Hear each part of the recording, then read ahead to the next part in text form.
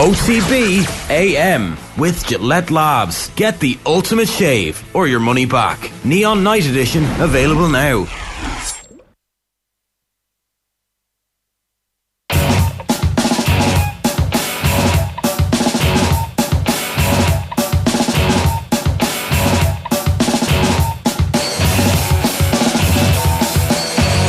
Very good morning, how are things? Welcome along to Wednesday's OTB AM. It's 7:36 AM. Apologies for the slight delay, a few technical gremlins, but we got there in the end. And it just serves to whet the appetite for you to see Westmead's Adrian Barry and Cork's Colm Boyle on the show this morning. Morning, lads. Morning. Shane, welcome back. Shane, Welcome back. Oh, thank you very much. I thought you'd never. Oh, thank you very much. Thank you so much, guys. Yeah, I was away. I was away in Sheffield for a few days. I was going to say we missed you, but you were probably on more when you were away than you are normally. I was. But that's what you got to do, Adrian. You know, when you're at something as exciting as the World Snooker Championship, you've got to make the most of it. Doing a bit of work, like. Exactly. Yeah. So you don't have to take days off, and you can sort of.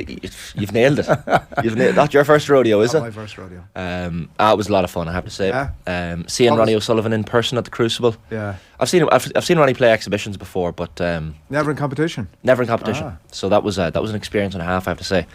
Just the atmosphere, Rob Walker's introduction for him, the fever pitch atmosphere in the crowd. There's just an aura about the man. Met up with him yesterday briefly at the stage door of the Crucible when he was leaving after the morning session. I was thinking, well, is this man going to remember me? Because I'd spoken to him a couple of times over the years, and I was walking to his car. Didn't stop for any of the fans waiting for autographs, because to be fair, there's a lot of sessions over the 17 days, so if you stopped every time, you'd be held up quite significantly. And I didn't say anything to him. I was wearing a hat. I was chatting to one of the security guards, Jerry, at the Sheffield Crucible door, who's a Monaghan man originally. And Ronnie essentially just turns around to me and says, all right, mate. Runs back, little fist bump, quick chat, goes back to the car, and I'm thinking, trying to play it cool, you know? Like, yeah. It's just what happens. Yeah, leave it all nice and laid back. But no, it was a lot of fun, I have to say. It's one of those tournaments that I think everyone should go to, even if you're not into snooker. Just experience the atmosphere and the vibe of the Crucible. Been to a couple of snooker tournaments, and they are not really what you expect. They're not. They're a bit of a buzz, like. Yeah. Like the TV experience is just so out of kilter with the actual in-venue experience. Because you can have your pints in your seat. People don't realise that. Oh, can you? I didn't know that. The crowd can have pints. But it's still such a respectful crowd. It's not a great mix, is it? Huh? But it works. Generally speaking, you don't get. You're Ireland. You're the 2023 version of Angus McAnally, essentially. What's the reference here? Angus McAnally was like Ireland's foremost. I was starting to think about how that would be your dream gig over there. Right. Yeah. Like doing bits and bobs, but he was Ireland's foremost snooker expert for a long time, decades. You see, this is why, and without getting self-indulgent, I think it's good. It was good for us to have a presence over there, Adrian, because the snooker is, it's not that, it doesn't have the same lustre as it had in the 80s, lads, let's be honest, but none of the Irish organisations really go over and cover it. And when you think about how much interest there is for snooker in Ireland, and maybe you only noticed it during the World Championship over the decades, where you had Ken and you had Dennis Taylor and you had Alex Higgins, I think like that obviously draws an audience regardless of what's going on, and there's just not that at the minute. I know, and we have Alex Higgins, Fergal O'Brien, of course. He was one, yeah. Mark Allen is on course. He's 8-all with Jack Jones in his quarterfinal. Watched a bit of him yesterday. He was 5-4 down, and there was a bit of over and back with the two of them, with the possibility that man would go 6-4 up, and he managed to claw it back. Yeah, he had to clear everything on the table, get the blue, the last red and the blue, and clear all the colours. Yeah. And he nearly messed it up. He did. At one point, I managed to get it back. What's his realistic? He can win. He can win the World Championship. Would he? He can win the World Championship. Right. He won't fear playing Ronnie O'Sullivan. Whereas I look at some of the other players in that draw that are left, and they will fear playing Ronnie O'Sullivan. Ronnie plays the winner of Si Jiawei, the young Chinese 20-year-old, and Anthony McGill in the semi-finals. Now, if Si Jiawei gets through that one, Ronnie, I think, will spank him. He's just not been in that situation before against Ronnie in a one table setup at the Crucible, because when it goes to the semi-finals it turns into one table rather than two. So instead of being that intense cramped setup, it's literally cavernous. It's massive. What's your sell to people who wouldn't be too interested in snooker? Why should they watch this? Why should they watch snooker? Why should they watch this tournament particularly? The World Championship. I mean, it's a lot of people watch it for nostalgic reasons, but the fact is the drama and the excitement, whether it's 10 in the morning, half 2 in the afternoon, or 7 p.m, you can switch on the TV and you're watching live snooker. It's 17 days. But that's just describing what it is. But we live in a world of drama and excitement. I think if you're telling people to tune in for drama and excitement, you're going to leave them very disappointed. Yeah, and we live in a world of content, full of content. TikTok, what have you, Facebook, etc. All these popular social media platforms. People don't have the attention spans for snooker. That's the problem. That's what I'm saying. So what's the sell? But you can't sit down and watch on the TV. Like, how long is it over the course of the different sessions? Yeah, like a frame can be anywhere from 15 minutes to half an hour more in an hour. Yeah, tennis is the same problem too. It's too long. Just like you need to have nothing else to do. But also, sorry, I like outside the people who love snooker, and there's plenty.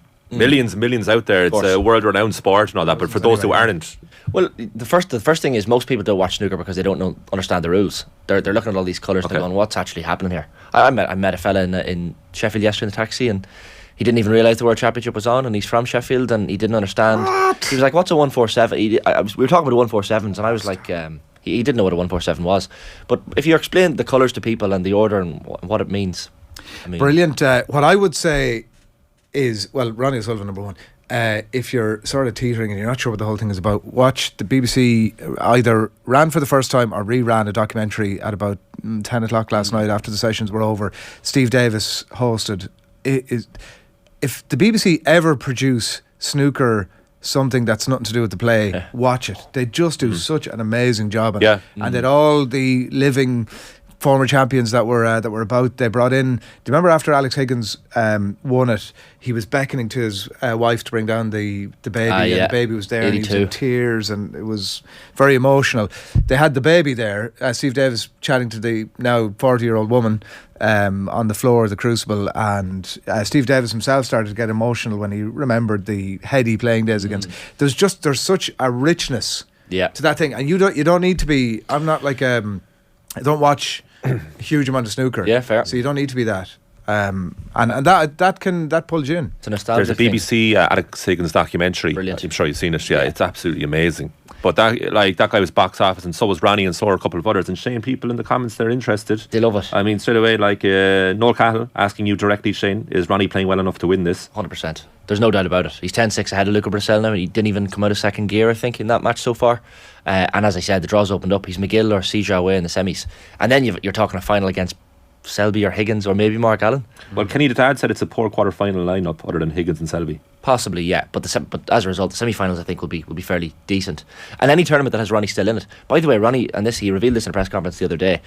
So there's this long-awaited Ronnie O'Sullivan documentary that we're waiting on. Yeah, so apparently it's close, and Ronnie had the opportunity, I think, to see a cut version. They still need to cut 10 minutes from it before it's finally released, but it's very, very close. And what I didn't realise, Ronnie was mic'd up throughout the entire duration of the World Championship last year when he equalled Hendry's 7.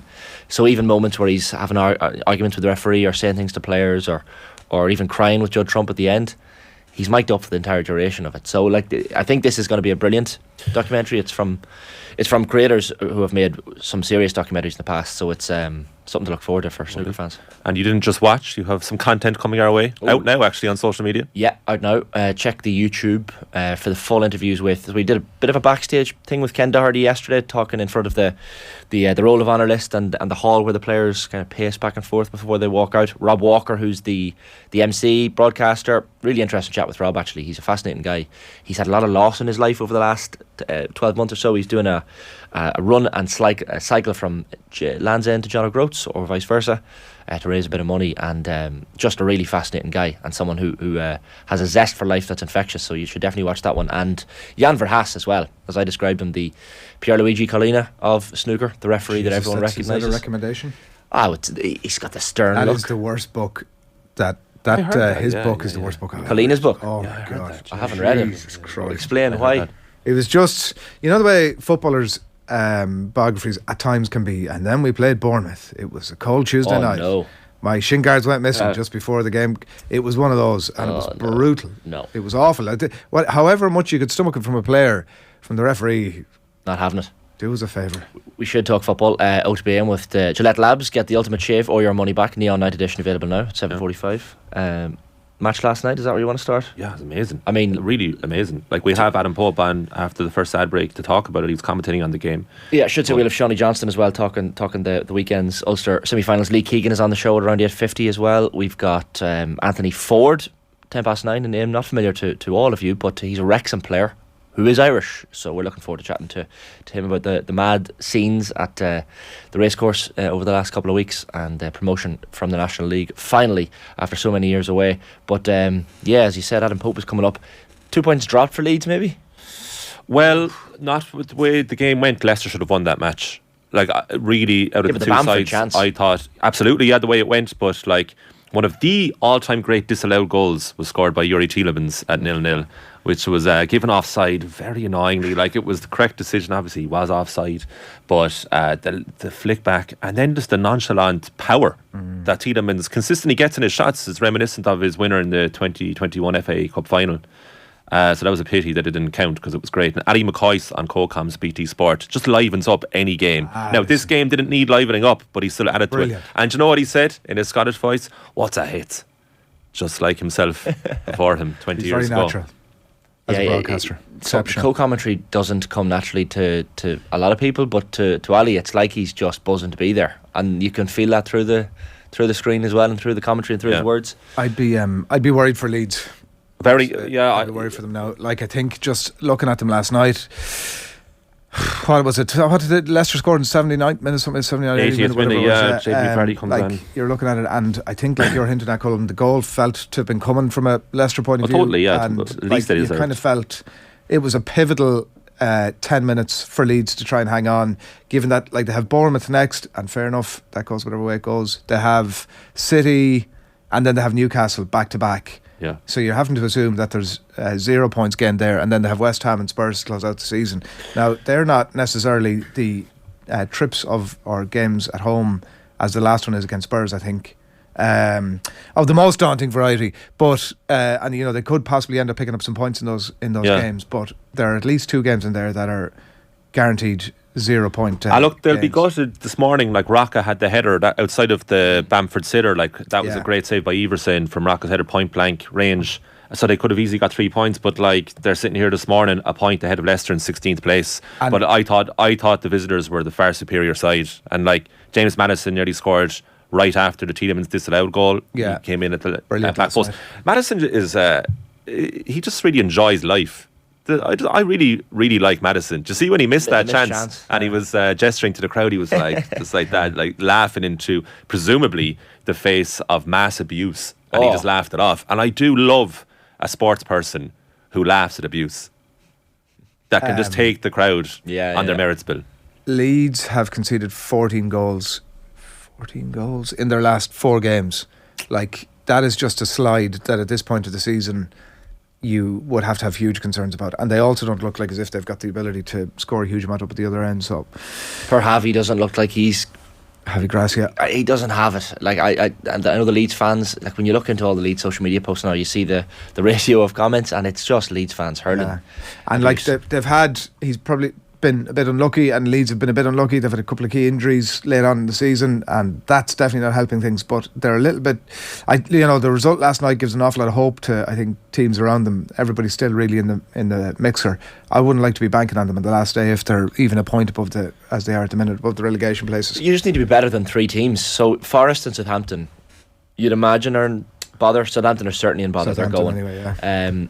But Everton, like, do you see much in Everton's form? You just keep feeling week in, week out. Surely this is the week where they start to pull clear a little bit. I think Everton have at least 1 more win in them, possibly 2.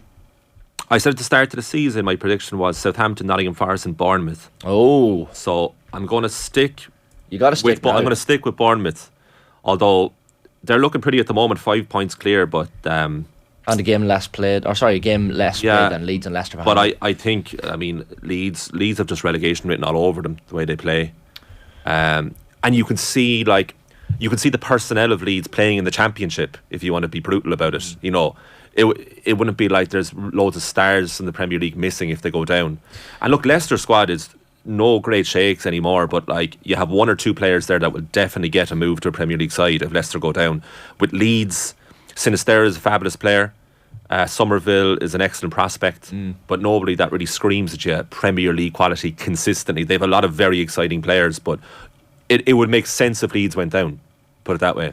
I was listening to Adam Pope and they have that Don't Go to Bed Just Yet podcast on Leeds, and one of the guys in the podcast was pointing out that, you know, the likes of Weston McKinney, who's 35 million quid, maybe Leeds need to be signing players that are far less money than that, because that seems to be the protocol that works for them. You get bargains that turn out to be really good signings. You get desperate though, you see, you get, isn't that the thing? Do you know what I mean? When the slide is on. Yeah. McKennie was a good acquisition, I think. His quality shone last night. He stood out. Like, playing at Juventus helps. But generally over the season he hasn't been as good as maybe 35 million would expect. Last night really mattered. I thought he was quite good in midfield. It's rare when a team is in the doo-doo that the likes of an Evan Ferguson starts to put their hand up and say, right, you know, we can you can rely on me here, folks. I'm going to bang you in 25 goals a season. Yeah.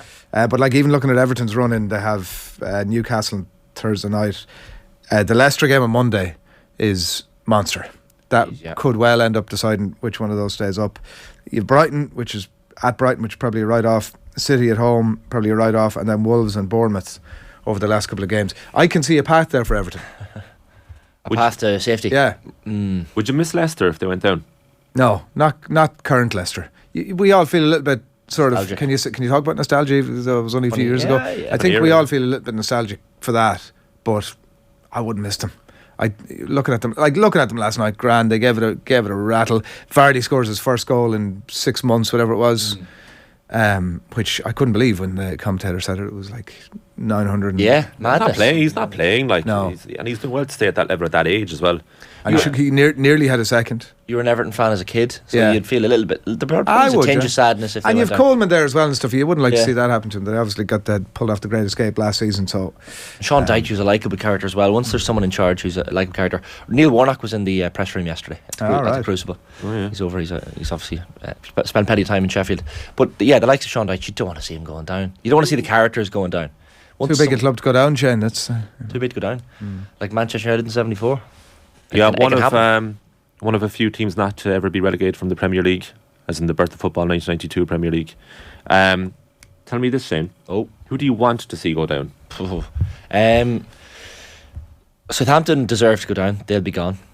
You don't want them to go down though, because Bournemouth are the Longford of the Premier League, aren't they? They're a bit irrelevant.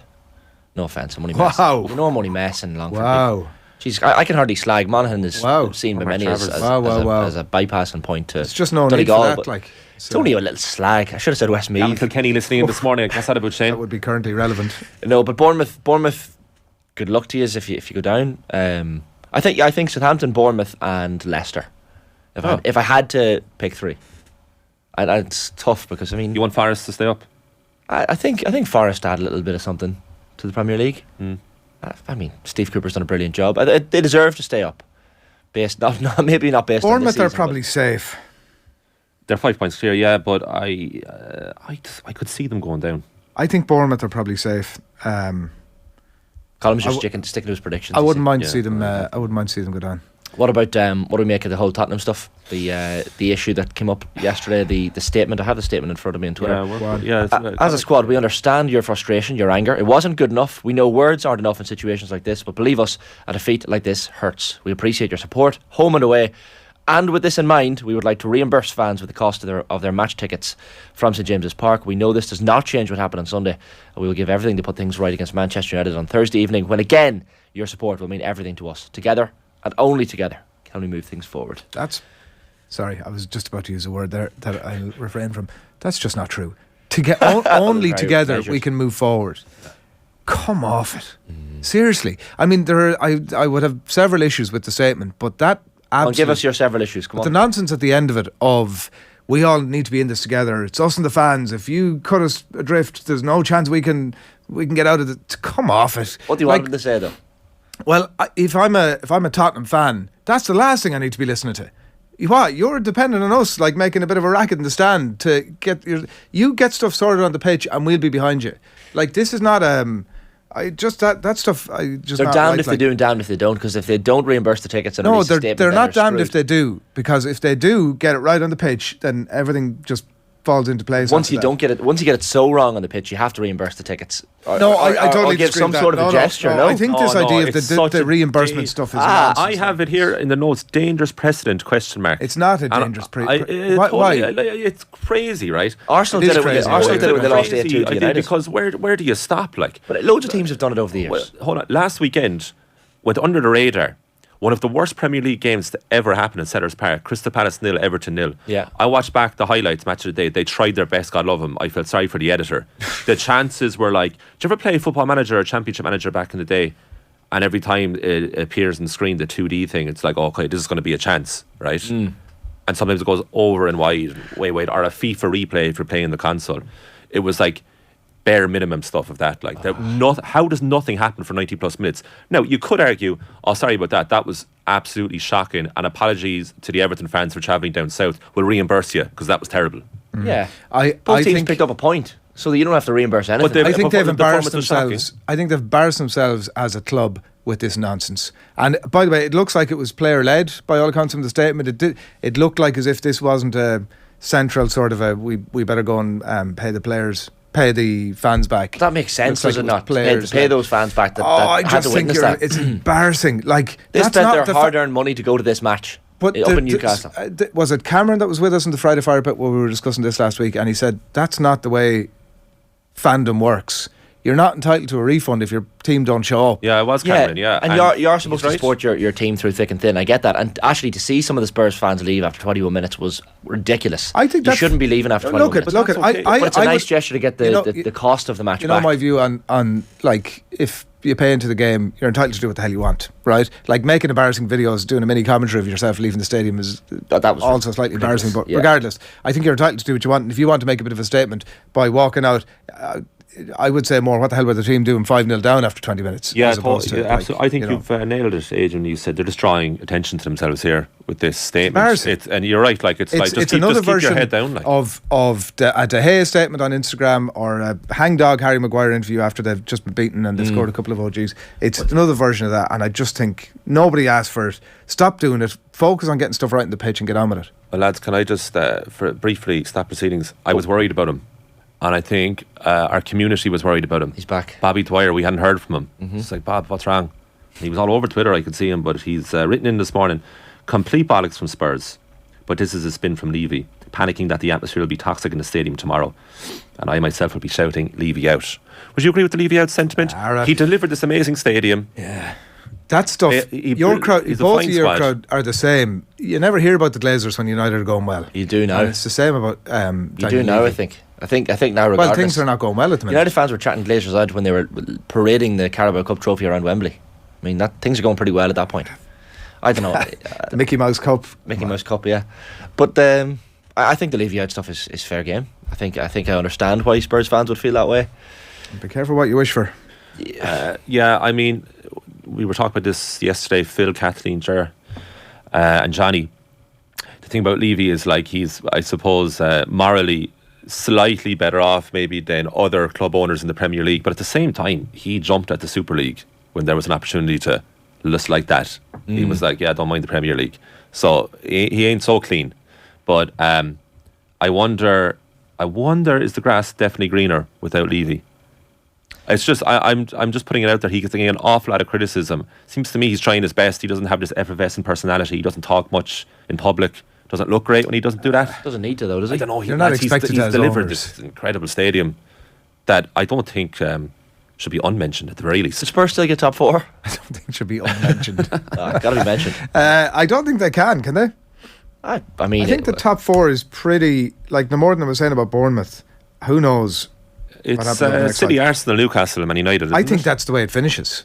Yeah, because Aston Villa, United have 3 games in hand. Exactly. Villa are not in the running. Villa's form. No, they are in the running. They're absolutely in the running. 5 points behind, and they've 3 games. United have played 3 games less, so that's surely, come on now. Even if United got 4 points out of those. Tottenham are 6 points behind with 2 more games played in United. That's the top 4 is signed and sealed. Yeah. Oh no, jeez, I don't know.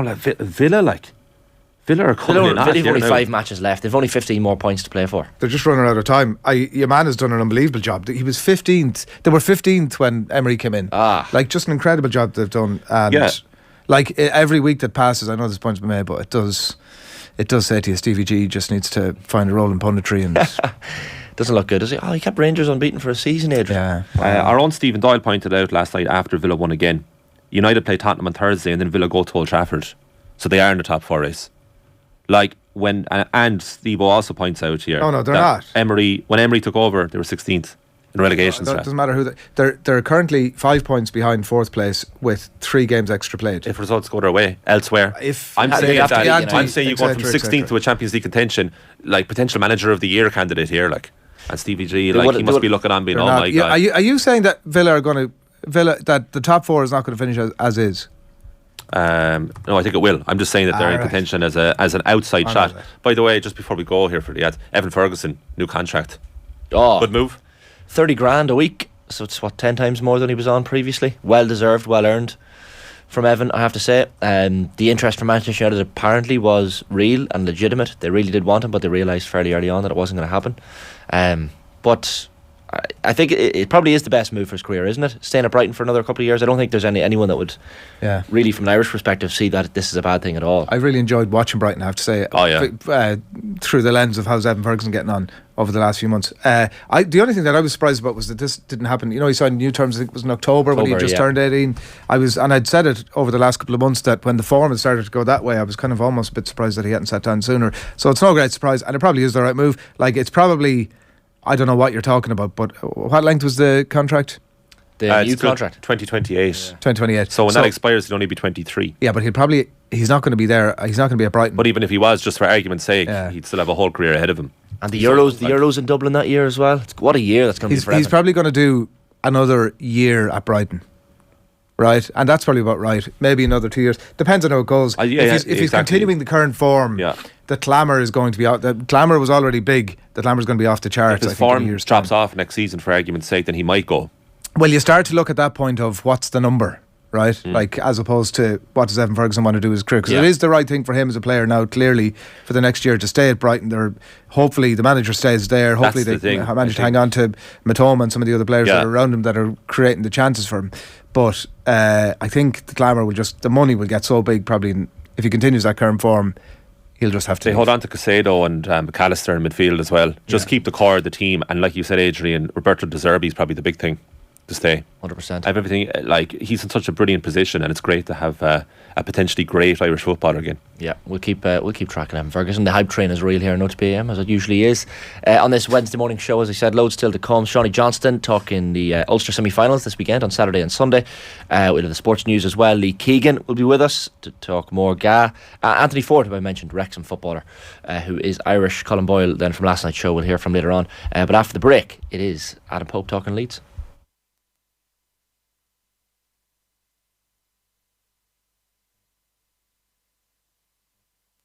There's something about Ronnie O'Sullivan this year, Ken. Like, I mean, I guess we all wondered, was he going to be able to get that 8th world title this year and push on?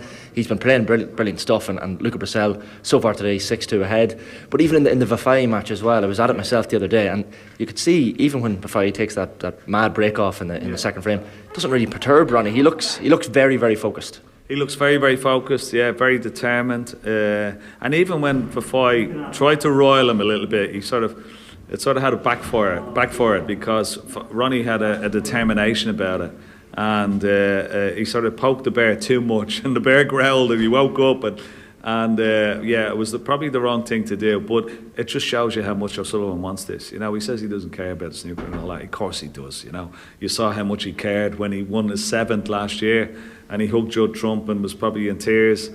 This year he's gone for the 8th, and that would supersede, of course, Stephen Hendry, which he wanted to achieve when he started out, to achieve all the accolades that Stephen and go above them, and that's exactly what he can do here. So it will mean a lot to him, but he'll have it tough. You know, he's 6-2 up now, but there's a lot of good players still left in his tournament, and hopefully Luca can sort of make a little sort of comeback and, you know, test him a little bit more. But at the same time, O'Sullivan's looking imperious. OTB AM. The Sports Breakfast Show from Off the Ball. OTB Rugby. it's what you believe in, and if you think it's going to work, then train it. There's no way as a coach you can say that I have an experienced rationale above my players on something like the wall. You know, it's really, let's see, does this work together? And then if you get a good vibe off it, let's bring it in. If you don't, all right, cut. Subscribe to the rugby stream on the OTB Sports app now. OTB AM with Gillette Labs. Get the ultimate shave or your money back. Neon Night Edition available now. All right, it's 8:05. You're watching OTB AM. You're welcome back to the show. We've loads still to come. We are going to spend a little bit more time talking about the Leeds Leicester game last night. Adam Pope from the BBC was on commentary duty at it yesterday evening. Adam, good morning to you. Morning, guys. Are you feeling? We were debating here a little bit earlier. Are you feeling more or less positive after last night about Leeds' chances of staying up? I've got to say less, because I thought it was a must-win game. And after the optimism that I had about 4 games ago had dissipated completely, almost ahead of the game. And I'm a glass half full guy. You know, I follow in the back of 3 consecutive defeats, but much as Leicester would have felt they should have won the game, you know, ultimately Leeds have let it slip. And I definitely look at it as 2 points drop that last night. Obviously they're 1-0 up and the goal goes in the 80th minute, and both teams have chances after that, including having the ball in the back of the net to see it out. It felt to me watching the game last night that it was a pivotal 10 minutes, given the slide particularly that had been there from Leeds over the last 3 games, that hanging on for that last 10 minutes was almost crucial to their ability to stay up. Yeah, they had to make sure they didn't lose the game, because Leicester, probably about the hour mark, started to play something like, you know, the quality that they've got, particularly Maddison. And once Forde came on, he just needed that one chance. And then after that, you thought there's only going to be one winner here, although Leeds had that amazing set of chances just towards the end.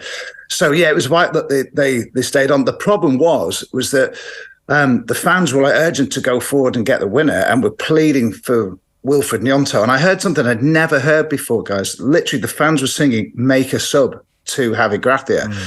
And I think one of the problems was they felt that it wasn't brave enough in the sense of the changes he made, either sort of from a forward position and also from a midfield that had started to run in treacle in the second half, having done really well in the first half. So that was a real frustration, and it just felt inevitable that Leicester, once they'd scored one, that they were going to score a second. So in that sense, I get what you're saying. You know, holding on for the last 10 minutes was vital. Losing that game last night, and although many feel that way anyway about the point, if they'd lost it last night, I think many felt it would be curtains. Some felt it already is. They've been that despondent lately, but clearly there's every chance they still can get out. What was Javi Gracia's logic, Adam, for not making that Gnonto substitution in particular? Like, I think I read somewhere he's talking about wanting options on the counter-attack, but clearly everyone in the stadium wanted those substitutions to be made. Yeah, they did, and he said he'd sort of almost run out of the amount of changes, obviously allowed to make 3, but that sort of doesn't explain why you don't play your most... the star player at the moment, and he's been a surprise package, as everybody knows. He's been accelerated forward, in not only in his purchase, but also in the way he's hit the Premier League. And although he was injured a little while ago, Javi said he's protected him a little bit. It doesn't seem to make sense that he doesn't, A, start him in the place of somebody like, say, Brendan Aronson, who was dropped last night, although Rodrigo played well, but B, not bring him on for a sustained period of time. He felt he'd made the changes that were there to sort of either keep hold of the game or to go on and win the game, you know, by more, which they didn't do. So it's difficult I can't get a straight answer really as to why he's not playing him. But what he refuses to say is that anybody is particularly special. What I mean by that is that it doesn't mean that they don't have special qualities, but he's not making... Look, he's not bowing to public pressure just to play Willie Gnonto because everybody thinks that they're the manager and they know better and that he should play. But to be quite frank, it's absolutely baffling why he's not seeing more minutes, even if he isn't starting, because he is the guy.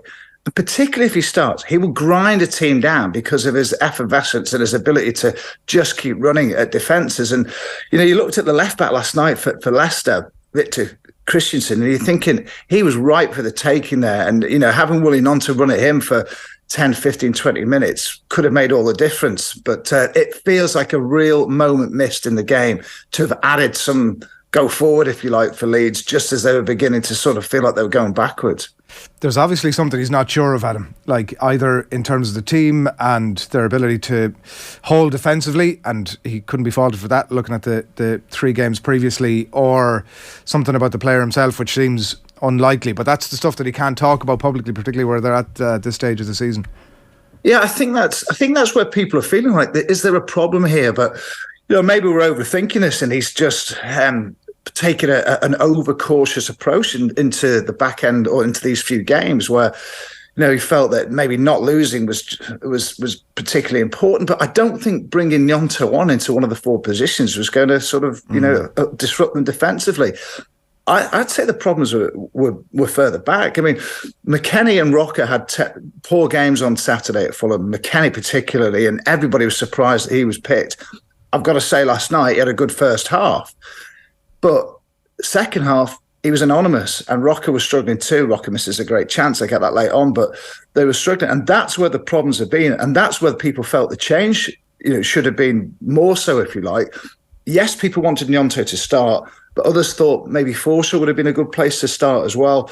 So, and then to not change it when there was the opportunity to change it seems to be a real missed chance, certainly. So he's getting sort of pelters from a few sort of areas in terms of A, his selection, and B, the lack of changes and the right changes.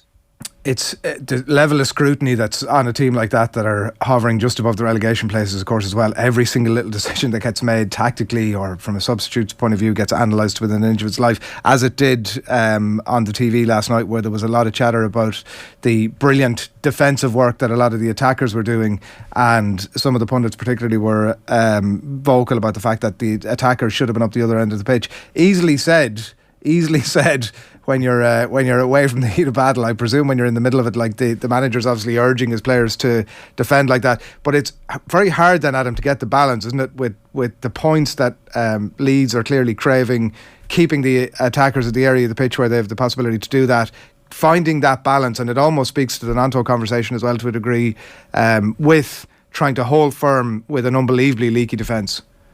Yeah, that's a really good point. And balance is the word that Harry Grathie was using ahead of this game too, about trying to combine it with the aggression that's required. The thing is, I think Gnonto provides that for you. He'll do the dirty, hard yards coming back as well, to give those defensive duties. As we saw with Somerville, who I thought was also unlucky to be dropped. Sinistera scores a great goal, don't get me wrong, goes off injured.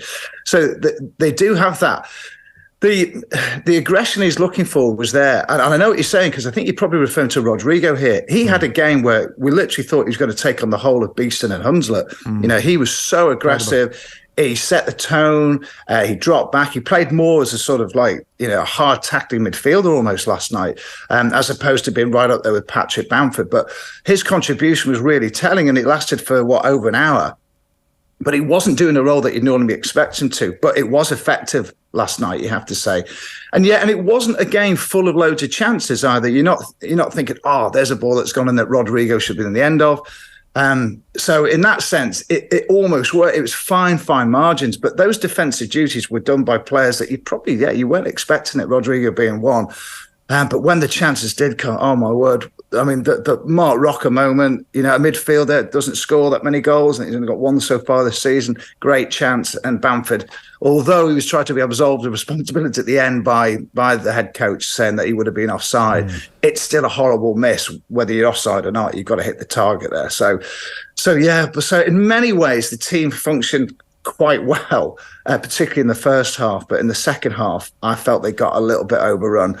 And those sort of defensive qualities that you need to sort of keep Leicester at bay they were just running out of steam, to be honest. And it needed a change, particularly in the middle of the park. And it's a real opportunity missed. And suddenly you've got a situation, guys, where you've got fans away from home having a go at the board and the sporting director. You've now got more fans now having a go at Harry Grathie. There's a real, I'm not saying it's a majority, but there's a real swell of opinion amongst fans that maybe that his time is up already, which then leads you down the path of what do you do now at this late stage of the game. It's probably too late to make any changes like that, and just hope that he can rediscover, the sort of method and the tactics that were required to get those early results that had them heading towards safety.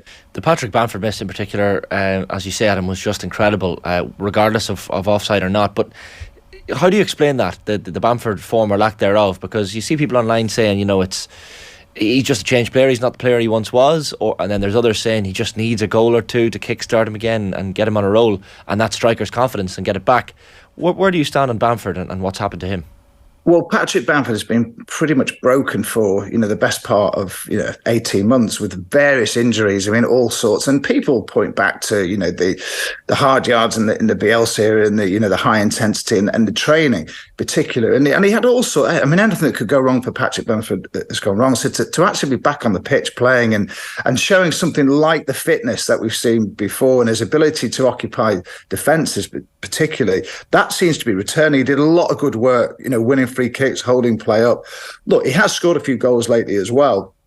But how do you explain that? I mean, yeah, as I say, regardless of whether he's onside or offside, you have to stick that between the posts. I mean, where I was sat in the ground, I'm still thinking that's in. Everybody was out of their seat. It didn't even hit the side netting. It was that poor of a finish. So I'm used to him missing chances. Even in the Championship, he missed a lot of chances. I wouldn't say any as simple as that. But he scored enough, obviously, to help get Leeds up. He now has 50 Leeds goals. He got 17 in the first season back in the Premier League when they finished ninth. So it's not like he's missing chance after chance after chance. It's just people will look back. If Leeds go down by a point or 2 points, they'll look back at that moment like they do and say, oh, wow, that was the chance that was missed, not to have won the game in a vital fixture like that. I stick with him because I don't think anybody else can do what he does, and that includes Rodrigo. Rodrigo's a finisher, but Bamford gets Leeds at the park, and that's why, for me, he has to play. I saw you were retweeting some stats last night from Johnny Cooper, who does some stats for Opta on the passing accuracy for Leeds last night. It was the second worst the second half of the season for them in terms of pass accuracy. You almost feel like that's nerves. Like when you get to a relegation battle and you get to a second half where you realise how important picking up 3 points as opposed to one is, the nerves can kick in. And Javi Gracia, as you mentioned, like he spoke about mentality during the week ahead of the game and how important that was. Do you feel that this Leeds squad in particular, Adam, have the mentality needed to stay in the Premier League? I think some of them have, and I think that's why you've had the clamour for like Liam Cooper to return, which he has. I think he's been really solid. All right, there was a couple of mistakes last night, but he made some massive interventions at crucial times, particularly on Harvey Barnes early on in the game. I think Luke Ayling, although he's struggled a bit for form lately, he's been exposed at times. I'm so glad to see him back because he gets it. He was in the Championship side that came up and the side that stayed up in the Premier League. So I think there are players with that mentality. I just think there's not enough there at the moment that fans can have an affinity with to think that they understand what it is to play for Leeds, and B, whether they really understand just how to cope with life in a Leeds shirt, which can be really heavy, particularly if things are turning against you. In terms of the fans support them unconditionally, they're there all the time. But when things are getting tense in the stadium, it's really hard for players. It really is. But last night, I think you made a really good point there. We were with Matt Kilgallen, former defender for Leeds. He knows what it's like to play in these sorts of atmospheres. It's amazing what pressure does to players. I don't know if you saw it, but Elon Mellier made a couple of brilliant saves, then skewed 2 kicks terribly. Mark Rocker literally fly hacking like a Sunday League player at a couple of balls too late on when it was 1-1. And it's incredible what that sort of pressure and the state of play in the league does to you with 10 minutes to go and you're locked, if you like, at 1-1. So some of them are really struggling to cope with it. The pass accuracy is really weird, isn't it? Because I was watching on Saturday. Weston McKennie had a dreadful game passing-wise. In possession, he was awful. But last night, that second half, I genuinely think some of the players just aren't up to speed with the Premier League. And I put that with McKennie for 90 minutes. And I think Rocker struggled too. And I think when that tiredness slips out, when that pressure comes, then the passes start going astray too, even the simple balls. And I think it's a really good point you make that the mentality required to get over the line, it doesn't seem to be completely there with all the players at the moment. You mentioned Aronson earlier on. Ayling, Tyler Adams been linked with some of the bigger clubs. There are probably other players as well that I'm sure clubs around the Premier League and beyond are looking at and eyeing up, regardless of whether Leeds stay up or not. What's your sense, Adam, of the... And I appreciate that some of this will be dependent on which division they're playing in next season, but are we talking about a rebuild or what level? Well, if they went down, I think there's enough players to keep them certainly competitive at the top end of the Championship. You'd still get a tune from your Coopers, your Aylings, because I think they'd stay. But look, if they go down, people aren't wanting McKennie to be bought at this stage anyway. but he's on loan from Juventus, then that's not going to happen. I think Meslier would go. I do think he's going to be a Champions League and France's number one. You could see Bamford staying at this point because you don't see a Premier League future for some of these players beyond other than being at Leeds. But then, you're thinking, Adams would have to go, wouldn't he? And then you can go right through the team like that. You're thinking Sinisterra is not going to play in the Championship. Nyonto would be sold. So whether they want to rebuild or not, they would have to, wouldn't they? Clearly, because some of those players are too talented for the Championship, and it would be damaging for their career. If they stay up, they've got to build again too, because quite clearly this squad is not capable of evolving the club forward from anything other than a relegation battle. And that is not that wasn't the deal when Bielsa was sacked. It was, the whole premise was that Jesse Marsh was going to come in, move the club forward and evolve it.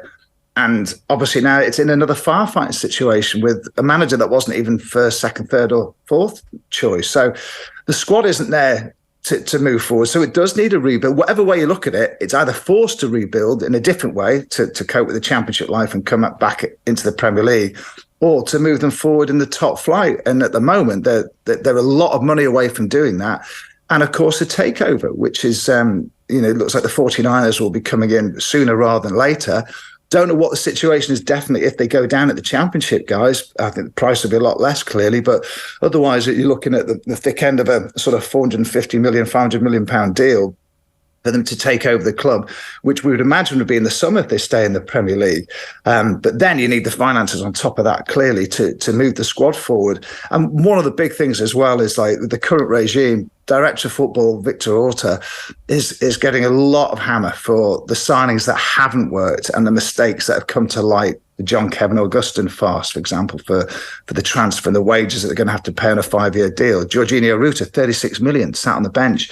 Doesn't look anywhere near a Premier League player at this point. And obviously some of the names I've already mentioned too that just aren't working at the moment. So it does need a rebuild. And there's a big feeling that this current regime has run its cycle.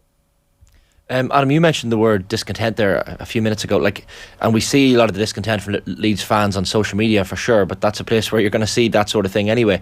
What was it like in Ellen Road last night? Like, is it fervent? Is it as bad as we see on social media, or what's the atmosphere among the fans like it? Match going fans.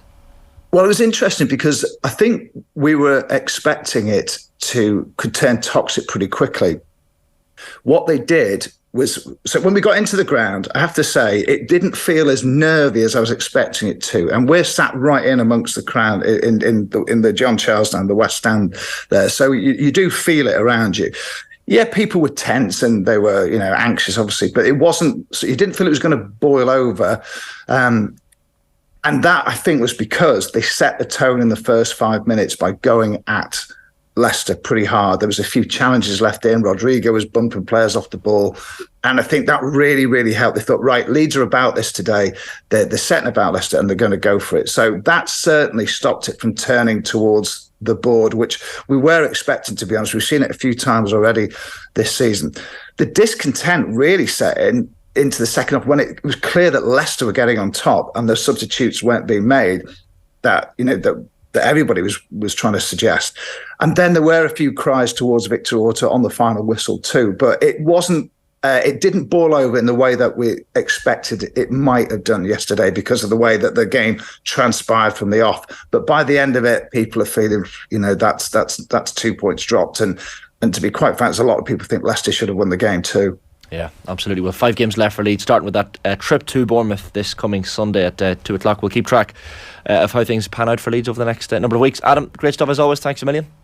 Pleasure, guys. Cheers. Great stuff. Adam Pope there, broadcaster with the BBC. Yeah, we've had a few comments coming in, Adrian, as well on the Leeds situation. Chris says the Leeds centre mid is awful, bad passing, bad positional sense. McKennie is like a child, wants to take everything going forward and won't get free to help out a fullback. Every goal is through the middle.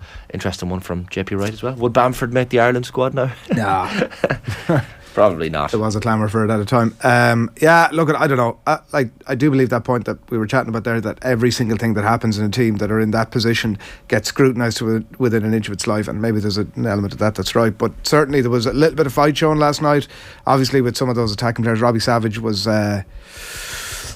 he savaged See what you did there.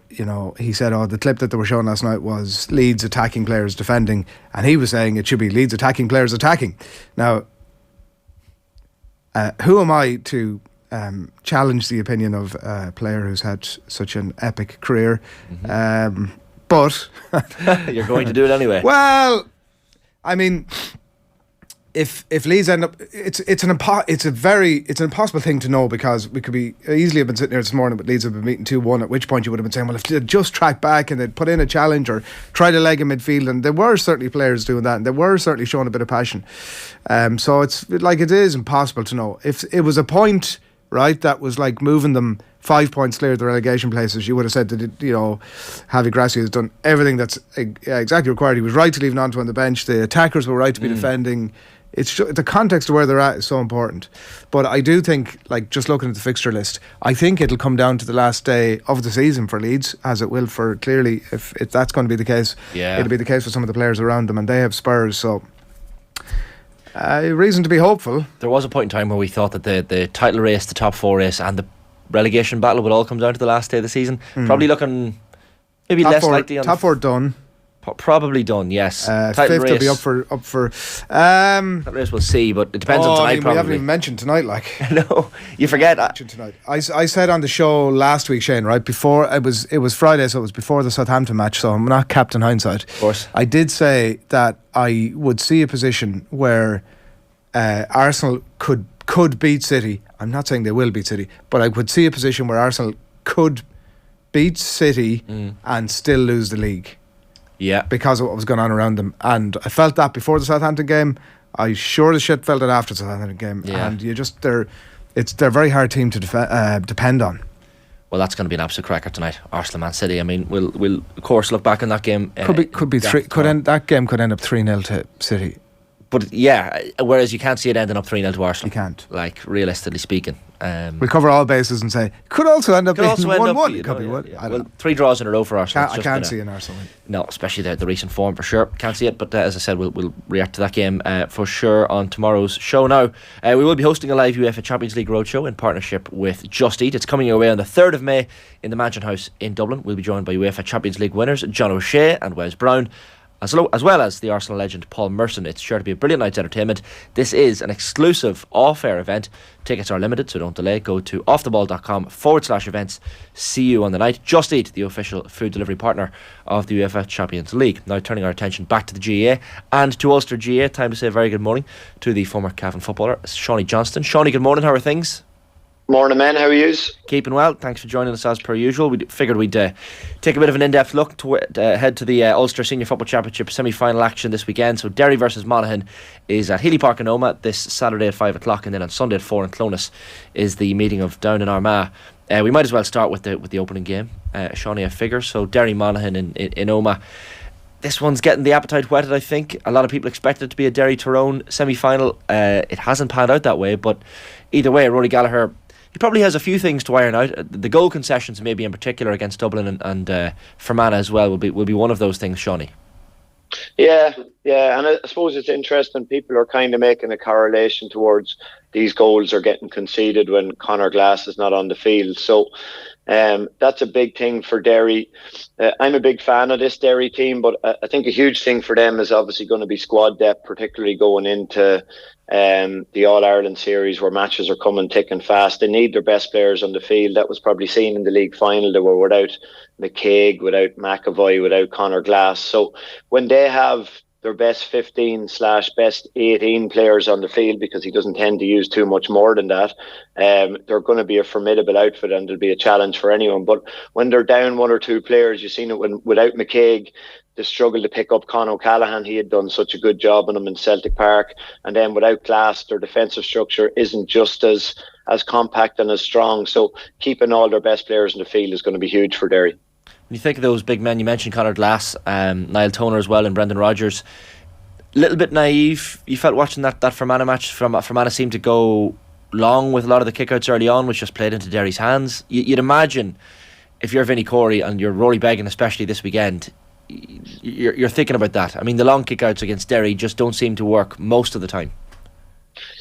Yeah, but there's risk reward too, because if you go short against Derry, you're going to be defending, or you're going to be attacking against 15 bodies for literally every single attack that you have. So the idea of potentially, and it's a big word, potentially winning your long kickouts gives you a better opportunity to hurt them, gives you more of a chance of getting ball into O'Hanlon, McCarron, McManus.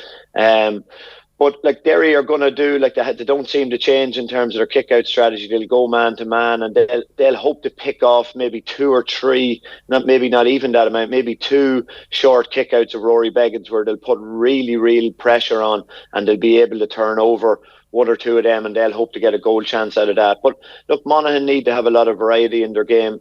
Are they good enough to beat Derry?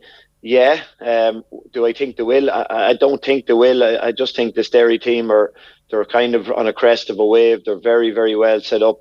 But Monaghan's big thing, and they got caught on it last year, is that Derry, against the better teams, probably are going to require goals to win the game. So if Monaghan can keep their goal intact, it gives them a far better chance of winning this game. Yeah, I think it was it 3-12. Derry scored Monaghan 17 points last year, so it was the goals, as you say, that killed them off. Like, interestingly, watching the both Derry and Monaghan's quarterfinal games, you see Oren Lynch and Rory Began both in that hybrid quarterback sort of role, I think people have called it, where they are getting forward with the ball a lot, and even we saw Began, his ball into Carl Gallagher led directly to Stephen O'Hanlon's opening goal for Monaghan. Do you expect to see more of the same, both goalkeepers utilising that kind of outfield option plenty this weekend? Yeah, absolutely. And I think, Lynch's role doesn't nearly get as much scrutiny as a Began. He gave that beautiful backdoor kick pass cut to Paul Cassidy for the goal against Fermanagh. Began give it in for Gallagher for O'Hanlon's goal. So they're both crucial parts of the defensive strategy of both teams, but also the offensive strategy of both teams. And you get a lot of man marking jobs in Ulster Championship, so you'll get a lot of players that teams will want to play that quarterback role, and they'll be man marked, and they won't necessarily be able to drop off. For example, if Derry go down the left hand side, they will likely want to get someone on that 45 metre line to play that quarterback role, but they will probably want it to be a McGuigan or Niall Toner or Ethan Doherty, but that's not going to happen because Monaghan will have marker for them. So that allows Lynch to tip up the field at his ease potentially and get in that role. And now these goalkeepers are so comfortable on the ball that it's going to come a stage where they're nearly going to have to be picked up from inside their own 45. Like Began is so astute, Lynch is now so astute. All the top teams, or a lot of the top teams, Rafferty is now probably the best in the country at it because he has the pace to carry the ball. Like, he's quicker than most outfield players. I've seen him pulling away from several Cavan players at the weekend. So it's become a real important part of the game. And these boys are such good kick passers of the ball and finders of their own men that they're really becoming a pivotal part of the attacking strategies. How do the respective teams, Shawnee, handle Shane McGuigan and Conor McManus? Because we saw Fermanagh try to go man for man for large swathes of the early part of that game with Derry, and it just led to a lot of space for McGuigan and chances of pot shots from very close in. And then McManus, we saw what he could do against Tyrone as well. Just unbelievable. A lot of points from frees, but really involved in a lot of the good things the Monaghan did. So how do you handle those two players? Well, it's probably unlikely Derry will go too far away from what they did last year, Shane. I know they went McCaig on McCarron, did a job. Like, McCaig is a phenomenal player, and he doesn't care about the ball. I know that sounds silly, but he doesn't. He just wants to stop his opposing number getting on the scoreboard. And it's a huge, mentality strength of his. He's just going out with completely that mindset. They put McCluskey on McManus last year. Again, he did a good job. But like Derry, when we talk about man marking roles for Derry, you're not being left 1v1. You're never being left 1v1 unless, obviously in Croke Park they got caught a bit with a kind of high ball that went in that was going for a point and it got dropped short. But that was, like I say, without McAvoy and McCaig, that bit of size in their full back line. But you'd imagine that they'll go McCluskey again on McManus, try and shore up that D area, stop those little pop balls in. And McManus is really good, and he's got so much better at winning marks because he knows if he wins a mark, it's a point. No matter where it is inside that 45, he's so accurate and he's so smart. He looks in really good shape. He looks pumped up. He was extremely excited in the second half against Tyrone. He's just a class act. McGuigan's a bit different because he will do a bit different things than McManus. Connor's going to stay inside, try and wait for those moments. I know from speaking to a couple of the real top forwards in the game, they just talk about, like, I don't need to have 20 possessions. I need to get maybe 5 or 6 possessions and make the most of them. If I kick 1-3, I've had a brilliant game. McGuigan will come out and get involved in Derry's defensive structure. He will get out and link the play. He will be that quarterback if Monaghan let him. So he has a lot of strings to his bow. He kicked 2-5 against Fermanagh on a very, very good player. Those two Cullens are extremely good defenders, and he caused them havoc. Now, I know Fermanagh were probably not set up as defensively as usual. They seem to go man to man a lot, and that, if you do that against the likes of McGuigan, he's going to hurt you. So, Monaghan have a decision to make with him, who to decide to put on him, but it's a key matchup for them. And those matchups will be crucial. Even if you look at players like Stephen O'Hanlon from Monaghan perspective, we saw last week the importance of a forward just taking on your man. Like, he decides to take on Conor Myler, and it leads immediately to a goal. You don't see it very often in Gaelic football, but when it happens and when it's pulled off by a forward, it is lovely to see, and it's an indicator, as you say, goals win these Ulster games more often than not. Yeah, it's class to see. It's something teams don't do enough, because a lot of teams are now so possession orientated. They're afraid if you go into the tackle, you'll be turned over. Now, the only thing about doing that against potentially a Derry is when he took Myler on, it was single, linear line to the goal. If he takes whoever he takes on, he's going to meet another body. And that's where you come into a bit of trouble against Derry, where you just need to be really smart, and you need to be able to probe them. And then when you get your opportunity, like Stephen O'Hanlon did, you need to be able to attack that line and attack that man marker 1v1. Because what happens, I think, to these teams that defend with a lot of bodies is that they're now not used to defending 1v1. So every time Monaghan get a chance with the likes of an O'Hanlon, with the likes of Ryan O'Toole, these boys that have serious pace, and to get a 1v1, I think it's important that they take that opportunity and that they're really brave in an attacking sense, because there's going to be a lot of times where they're not going to be able to do that. They're going to need to be able to probe. They're going to need to be able to look for these pop hand passes and get runners coming hard off the shoulder. They're going to need to attack down the sidelines, because Derry are going to block up that D area so, really, really compact, and Monaghan are going to need to get in 3s and 4s down the sidelines, get into the 13-metre line as much as they can, because if they can get into that 13-metre line, their probability of scoring goes up substantially. So, look, these are things that they're going to be discussing all week, and that's what makes for such an intriguing battle.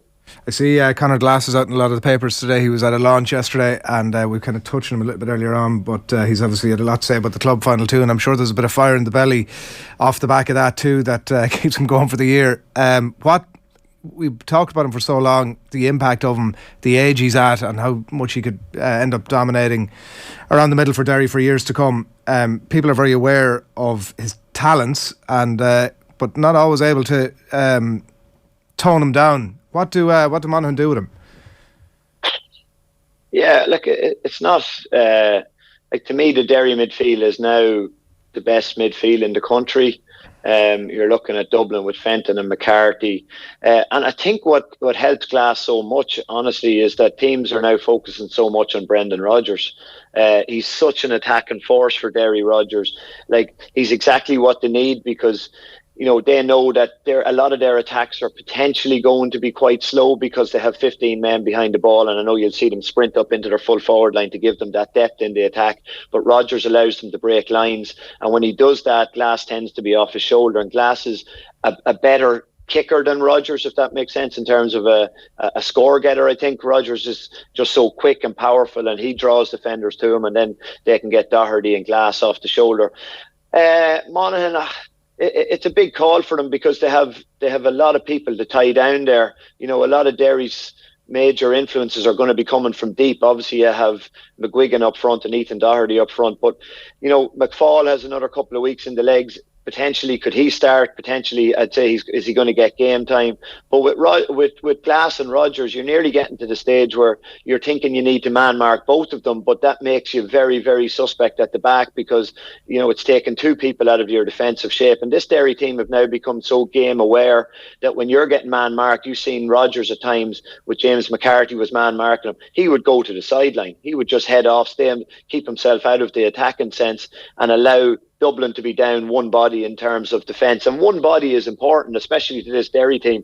It opens up gaps, particularly in Croke Park, particularly in bigger fields. But you know, in Omagh this weekend, you'll see if Monaghan decide to man mark both of them, you'll see at times the two of them just pulling themselves out of the attack. They'll hold back, potentially to try and get in that quarterback role if they can, or even deeper, and they'll allow the other boys to go and attack and cut into those holes that are left. The Armagh Down semi-final then. I'm trying to get a fix on. I was trying to all the way through with Seanie, trying to figure out which way you were leaning there. By the way, Derry. Right. Firmly, or what are you thinking? I think Derry will win. Can Monaghan beat Derry? I just think this Derry team are too far ahead of them at the minute. But again, you know, the reliance on goals is a big thing. But you know, I thought Tyrone would beat Monaghan, and I thought that Tyrone can come and put in a big performance and potentially challenge Derry big time, because this Tyrone team, we know that they can put in a big, massive performance. Now, I know Monaghan went and did that in Omagh, and Omagh is a very difficult place to go and win, particularly against the Tyrone team at home that were coming off the back of a good end of league campaign. But I just think this Derry team are too far down the line. That confidence boost they got from last year has stood them in unbelievable stead. They're looking at winning All-Ireland, but not looking at winning All-Ireland without winning an Ulster Championship. I don't think they're just so competitive about winning every game. You saw their manager on the sideline in Brewster Park, a place he knows well, literally, you know, so combative, so competitive, chasing every turnover, cheering every score. So I just don't see them being beaten this weekend.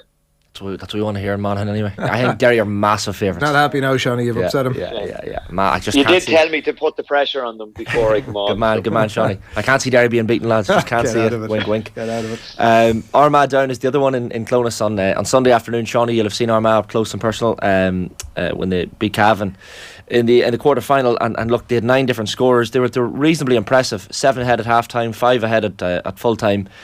Pretty good performance from Armagh. There's probably more left in the tank still as well. Yeah, pretty good performance. Like the thing, I suppose, for in that game is if you offered Cavan the majority of those metrics before the game, that it took them. I think Armagh only won 30% of their own kick out the second half.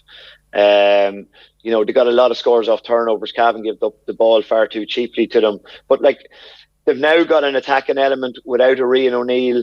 Without Stephen Campbell scoring from play. Turbot is a real, you know, he's not called Turbo for nothing. He has gas, he is a jink, and he can finish. So in that regard, he's a real test for any defence. Look, Armagh know they're going to have to brush up on their own kickouts. Cavan put a real squeeze on them, got 6 points off. It was the only way Cavan were going to really score against them, because they couldn't break them down. This Armagh defensive structure has definitely got a bit stronger throughout the National League. So the best way of getting at them is to put real pressure on their long kickout. I think Cavan got 6 scores off Ethan Rafferty's kickouts. He only won about 50% of his kickouts. So there's room for improvement. They didn't score for the last 17 minutes. People will say, well, they had their job done, the game was won. But look, you're constantly trying to find areas of improvement. They had 114 scored, I think, at about 55 minutes, and they didn't push on from that. So that's an area for them to go after. Their own kick out is an area for them to go after. But look, they were impressive. As you said, they had 9 different scorers. If they can get that up to 10 or 11 and have a Rian O'Neill back in who kicks 3 or 4 points, then, you know, they're going to take beating. We chatted after the Antrim game about how they showed a bit more ambition in attack that wasn't particularly evident during the league, and like maybe again on the basis of last week, there's more evidence that they're trying to get that ball ahead of the wave. You mentioned like Turbot, there's obviously Grugan there, Campbell and a few more as well. It looks like they have plenty of options. It looks like, now I will say that like and again I know who I'm speaking to here, but obviously Antrim are at a level, Cavan are probably a bit above that, and it's another step up again this weekend. Do you expect that ambitious football, that trying to get ahead of the defensive wave, to continue for Armagh as the season progresses? Yeah, well, look, is it another step up? Like, you know, Cavan comfortably put Down aside in the National League, yeah, Down are going to get serious boosts from beating Donegal. And if there's one thing about a downside coming to an Ulster semi-final after having a win under their belt, they'll be confident of winning. They're going to be very defensive. You see them very similar to Donegal a couple of years ago, where they try and suck bodies into that D area, and then they'll get 3 and 4 bodies around. And Down are purely based on pace. Armagh aren't going to be naive in terms of they'll keep their defensive structure, because they know Down want Armagh, when they're in an attacking sense, to suck as many bodies up forward as possible and then hit them with real pace in terms of Liam Kerr, Daniel Guinness and these boys that are going to come hard from their half back line. But the defensive structure for Armagh is important. They now have, as you said, those names up front in terms of Grugan, O'Neill, Mernan's a key foil for Turbot up there. So they have options up there. Again, Down very like Derry. Now they're nowhere near as far on down the line as Derry, but they rely on goals as well. They love getting goals. They had opportunities. I remember I saw them in Breffni Park this year and they had 2 or 3 real good goal chances. So I think Down are going to need goals to win the game. I just want to take you back to the first point that you made there in relation, and it's a fair enough observation that Down and Cavan are probably not a million miles away from each other. I was convinced that after the Tailteann Cup last year that it was going to be a major boost for Westmeath and for Cavan, that they were going to be able to show the teams that are roughly at their level that the value of all those extra games they got. How disappointing on the basis of all of that. And I know that you say obviously a lot of the metrics were good, they had so many chances that there were wasteful, an extra little bit of percentage of those go over, suddenly it's a different game. But how disappointing was it with the outcome last weekend? Yeah, it's extremely disappointing. It was also extremely frustrating, because I mentioned those metrics, and I don't want to get into, because Armagh were the better team. Armagh deserved to win, but Cavan had 9 or 10 more possessions than them. They had 10 more shots than them, so they had enough ball to win the game. They didn't ask enough questions of the Armagh defence. They probably didn't probe them enough. They took shots from outside the scoring zone, which is a decision-making thing as well as a skill execution thing. So in that regard, you'd imagine the players and management would be very frustrated. Like I said, they had enough ball, but they didn't work them hard enough. And it's nearly, I get this sense, and I got it even with Donegal, when teams talk, and with Derry at the minute, teams talk about defensively set up teams. What does that do to the mindset of the opposition that are playing them? I think it just makes them force things a little bit more. You'll see teams against Derry going, okay, we have to get a shot off really, really quickly here, or else they're going to have 15 behind the ball. Teams did it against Donegal. There's an extra panic in their attacking sense, where it's nearly like there's a shot clock on them in basketball when there's not. Okay, we know Donegal, Derry, Down are going to defend with 15 behind the ball. Let's just keep the ball. Let's probe them. Let's go down the sideline. Let's stack our runners to far side and see, can we hurt them in those areas, instead of the constant panic of, they're going to have so many men behind the ball. Everyone's talking now, Armagh are defensively far more solid than they were. They've worked really hard defensively during the National League. It's going to be so much harder to score against them. So what do we need to do? We need to get a shot off as quickly as we can. But you don't need to do that. And I think that's what Cavan did at the weekend. They took shots from areas that they wouldn't usually do. They didn't break out of their defence quick enough to get Armagh under pressure. There was one example in particular. Oisín Kieran won the ball. He hit a beautiful pass up to Oisín Brady for their second point of the game, and they were able to hurt Armagh in a fast transition. Armagh want to play with a really fast transition. They'll suck you in and then they'll break really, really quickly, and they were able to do that better than Cavan. I think that was the key difference between the two teams at the weekend. What's the prediction then, Shawnee, for Armagh Down? Who are Derry going to play in the Ulster final? Derry or Monaghan, Shane, sorry. Of course. Look, you have to fancy Armagh. I honestly think that this would be, I think Kieran McKeever come out and said, we're looking ahead to 6 weeks down the line. I don't buy that. I think just Armagh team really, really, really want to win an Ulster Championship. They certainly want to get to an Ulster final. They're 15 years without getting to an Ulster final. They're not going into an Ulster semi-final against their very, very near neighbours and not wanting to put in a massive performance. It's very hard to see Armagh not winning. Down have definitely made improvements. I think they'll make substantial improvements under with this management team. But it's hard to see them being there yet. They didn't get out of Division 3. Yes, they beat a Division 1 team in Donegal, but they're going through their issues at the minute. So, look, I fancy Armagh to win it. Looking forward to the action anyway, regardless, across Saturday and Sunday. Shawnee, great stuff as always. Thanks a million. Thanks very much, man. Good stuff. Seanie Johnston there, former Cavan footballer, at 8:49 AM now on this Wednesday morning's OTB AM with Gillette Labs. Get the ultimate shave or your money back. Neon Night Edition available now. Cathal Milani joins us in studio as well this morning. Morning, Cathal. Hi lads, how's it going? Would you be a Cathal or a Cathal? Oh yeah, what's Cathal? Cathal. Yeah. Real Monaghan thing, we'd say Cathal. No, I think like an Ulster thing is Cathal. Why is that? Like Cathal McShane. Well, probably McShane. the Ulster Irish, obviously. Possibly. Maybe some people say Cathal McShane. That point that he makes there in relation to the transition, there's nothing that frustrates the life out of me more than supporting. Being a Westmeath supporter is a. Honestly, I'm not like there's no element of a gag in this. It absolutely enrages me. Like there are 8 points up the other day, and I'm honestly looking at the thing going. I'm looking at it going. I guarantee you, Louth are going to get back into this. Like there's just no. But that point that he makes about the transition is bang on, and it's the reason that I would have thought that the progress that both Westmeath and Cavan made in the Tailteann Cup last year, that possibility to play another 4 or 5 games, competitive matches against teams at your level, to work on stuff like the transition and trying to get ahead of that defensive wave, that stuff shouldn't, I don't believe now. I think it's a bad reflection on management teams if that stuff is now catching you after the bank of games that they've had, the opportunity to work on them for days like against Armagh or against Louth. Well, how will Westmeath fare in the group phase? Like, do you think they can bounce back from it? I've said this before, it sounds absolutely ludicrous on the basis of last week. Westmeath, when they put it together, are a very good team.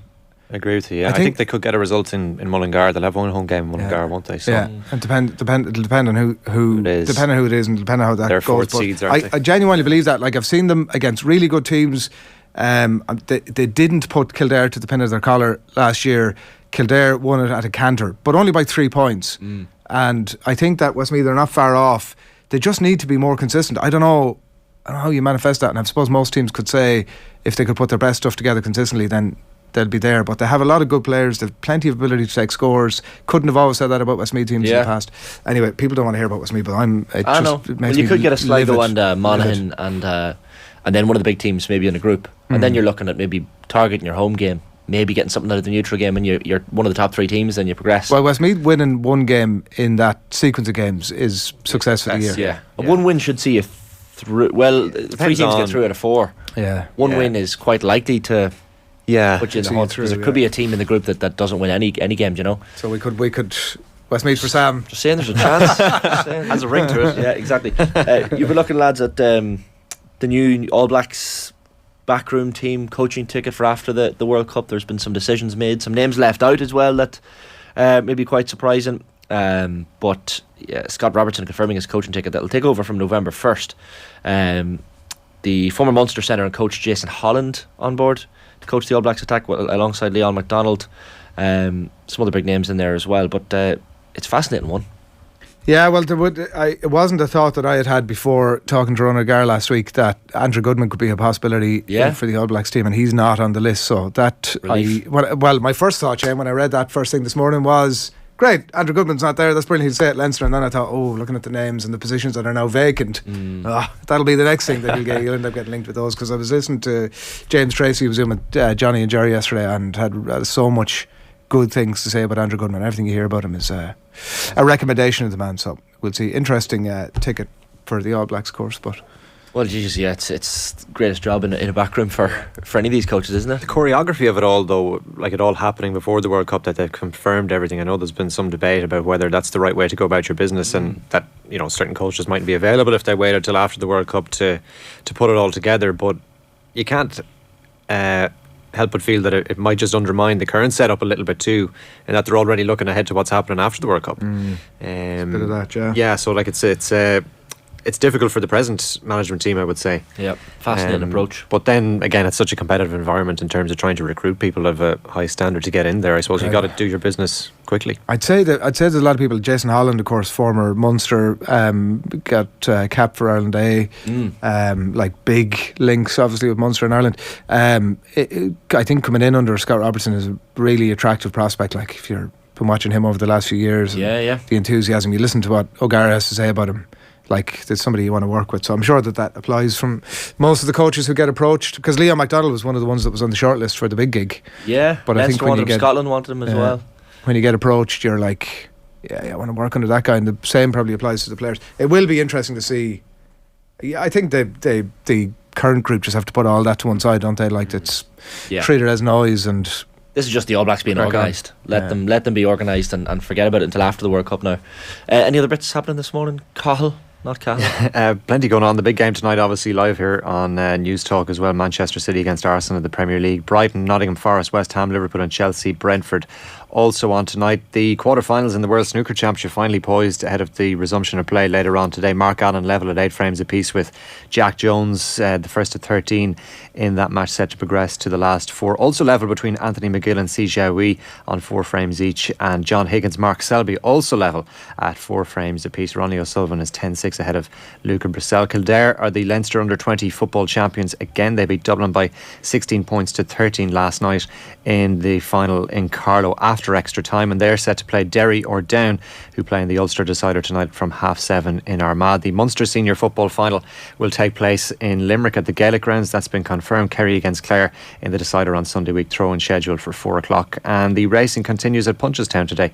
The festival continuing on day 2. Gallop and Day Sham in action in the Punchestown Gold Cup, and that goes to post at 5 to 6. The first of 8 races off at 20 to 4. And just to finish with an update from the cricket, Sri Lanka against Ireland in their second test this morning. Sri Lanka 260 for 1. That's off 55 overs in their first innings after Ireland reached 492 yesterday. So Sri Lanka trailing by 232 runs. Carl, great stuff as always. Thank you, lads. Thanks, William, for popping in. That is a great achievement, by the way, for Kildare's under-20s last night, which we didn't really have time to touch on yet this morning. But as Carl says, 16 points to 13 win over the Dubs. Dublin looking for revenge from last year, and a point up 3 minutes into injury time, and then Kildare managed to back-to-back get the job done. So back-to-back, and an incredible achievement for Kildare football. So bright shoots and positive signs for the future of Kildare in the next number of years, do you imagine, when they're getting results like that. We're sticking with Gaelic games at 8:56 a.m. this morning. The Mayo icon Lee Keegan is speaking today at the launch of the Bord Gáis Energy GAA Legends Tours of Croke Park. At each tour, fans get the opportunity to meet some of the greatest GAA players of all time and hear them reminisce about their career highlights. This year's tours start on the 10th of May and feature other legends such as Paddy Maher, Paddy Andrews, Rena Buckley, John Troy, Cora Staunton, Paul Murphy and Dennis Ogie Moran. For more details, see crokepark.ie/legends. And the man himself, Lee Keegan, delighted to say, joins us on the show this morning now. Lee, good morning, how are things? I think either you're on mute or we have you on mute here. Either one. Go again, Lee. Can you hear me, guys? We got you. We got you. We're flying. Sorry, I was saying, Shane, fair play to you. You rhymed off some pretty good legends there, so I was impressed myself when I heard them. It's not a bad list to be included in, Lee, is it? Well, I'm not sure. Maybe I'm down the pecking order. You're there somewhere. How are you finding how are you finding the punditry now, and being aside from away from the playing action? Is it relief? Is it a little bit of looking at Mayo and thinking, geez, I'd love to still be there? Or how do you feel about the whole thing now?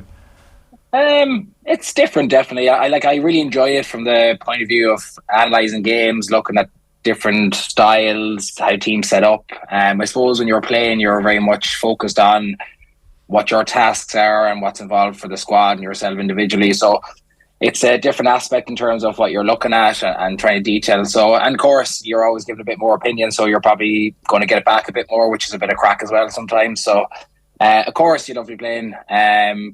And I suppose it's very hard, when you're doing a Mayo game, not to be biased sometimes, because again, they're the guys you group with for 10, 11, 12 years. So, but you put that to one side and you just get on with it. And listen, I really enjoyed watching the Mayo games, not doing punditry. It was great to see the guys do have a good league campaign. Obviously, not so much so far in Championship, but I expect them to have a good turnaround in the next few weeks.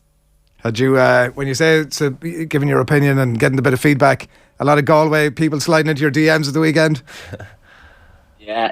I have a knack of upsetting West people, West or Connacht people in general. Maybe I don't know what it is. It was a bit of crack. Listen, and that's the dynamic of it. And we Shawnee threw me under the bus at the weekend, so we'll say no more about that. Is it? Okay. He was like, seniority is kicking in here, so he kind of nudged me and goes, yeah, you're on your own, little boy, and that was into that one. Is it because it's often it's hard, like the debates between these things, like there can be, now not always on the losing team side, but I mean there can be 2, 3, 4 names. Like, is there a bit of pressure on when that debate sort of kicks off in the second half? Yeah, there is, I suppose, and then you probably don't familiarise yourself as much then when you realise what it does mean to certain, I suppose, supporters. I know from a player perspective, they don't care. And I can say that because I was involved enough times myself. Players, they just worry about their team performance, and in the case for Galway, they're moving on to the Connacht final. And listen, Cormer had an absolute magnificent game, and I had my hands up. We probably picked it a tad early, and that's the way it goes. Myself and Sean looked at Kieran Murtha, but of course sometimes it's very easy to look at, from the point of view of that, you're always trying to look at the winning team, fair enough, but sometimes you have to look at the other side. And only for Kieran Murtha, we're looking at the weekend, he kicked 1-6 and he literally dragged Roscommon through the game himself. So yeah, it can be tricky enough, good learning, but that's the side of things that you have to pick up pretty quickly. And I suppose when you see certain supporters being upset about it, then you have to realise, okay, we need to knuckle down and get that right for the next time.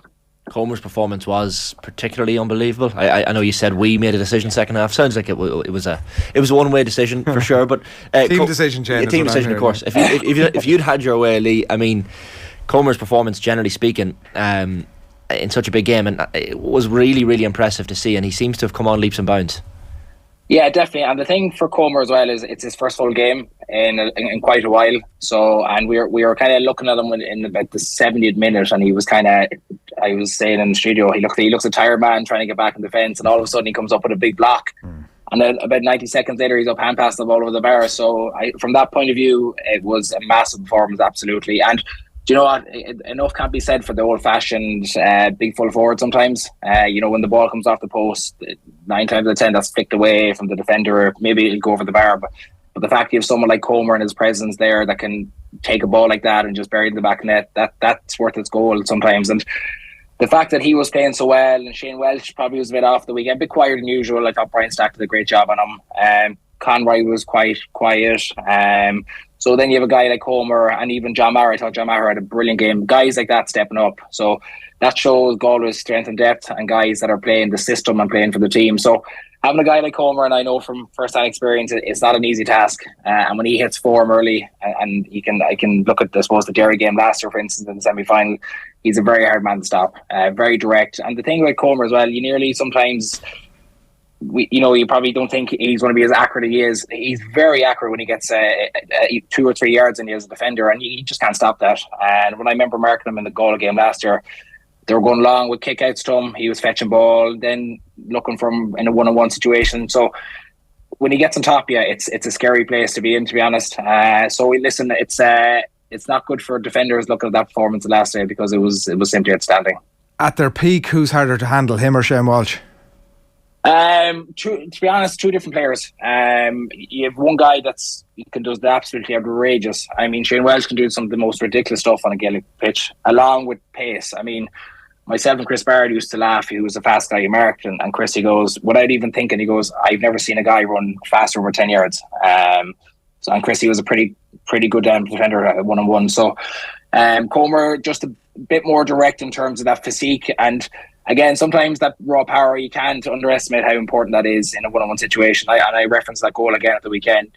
If Shane Welch in that position or Comer, who you backing? I'm going to back Comer all day. So you kind of have the power versus the kind of finesse, but that's the beauty of what Galway at the moment, and that's the kind of array of talent they have. And then you throw Ian Burke in the middle of that, who seems to just want to assist these guys constantly. So you have a pretty damn inside forward line, one of the best probably in the country at the moment. If you look at them on form, and if the two of those guys hit peak power, a lot of teams are going to struggle to handle them. So two different players. You take Shane Welch's performance and everyone's reference at last year's All Ireland. I mean, that's the ridiculous. And then you had probably, for me, one of the best defenders marking him in the game at the moment, Tom O'Sullivan, and what he did to him. And Tom doesn't get done that easy. So that just shows how good Shane Welch can be on his day. I heard the guys in the football pod say last night, he can be infuriating at times, but you take that as well, because when he mixes it up and he can do the stuff he can do, I think you just bite your tongue a little bit and let him do it.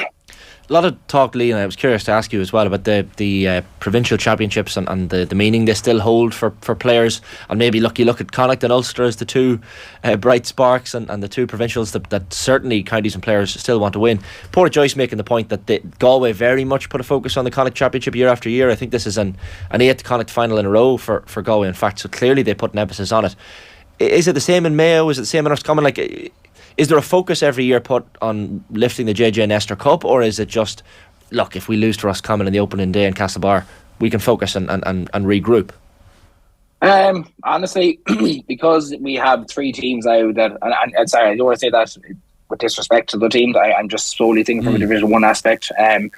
Is that when you have 3 Division 1 teams and teams like that, you want to win the Leicester Cup. You don't want to give your rivals or your neighbours any edge at all. So when I was there, now listen, we won 5 in a row, and then we didn't win as many then. We won 2 in probably the next 6 years. So we won on a bit of a dry patch, but when we won them, we enjoyed them, and we did want to win them because, again, you're trying to get one up in your neighbours, you're trying to put a stance, and it's probably the old famous macho thing. We want to lead in America for the year ahead. So, and Roscommon as well. Roscommon never seemed to fear Galway Mayo in provincial, but they've never materialised then on the national stage. So that'll be interesting to see how Davy Burke winds his troops up for the group stage now in 3-4 weeks' time. So yeah, we definitely, and again, see by Galway. And you know what, I was interested to see Davy Burke's reaction after the game of the weekend, how actually disappointed he was, to be honest. He really wanted to win the provincial title. I could see by his demeanour after, he was really gutted. And then you look at poor Joyce as well.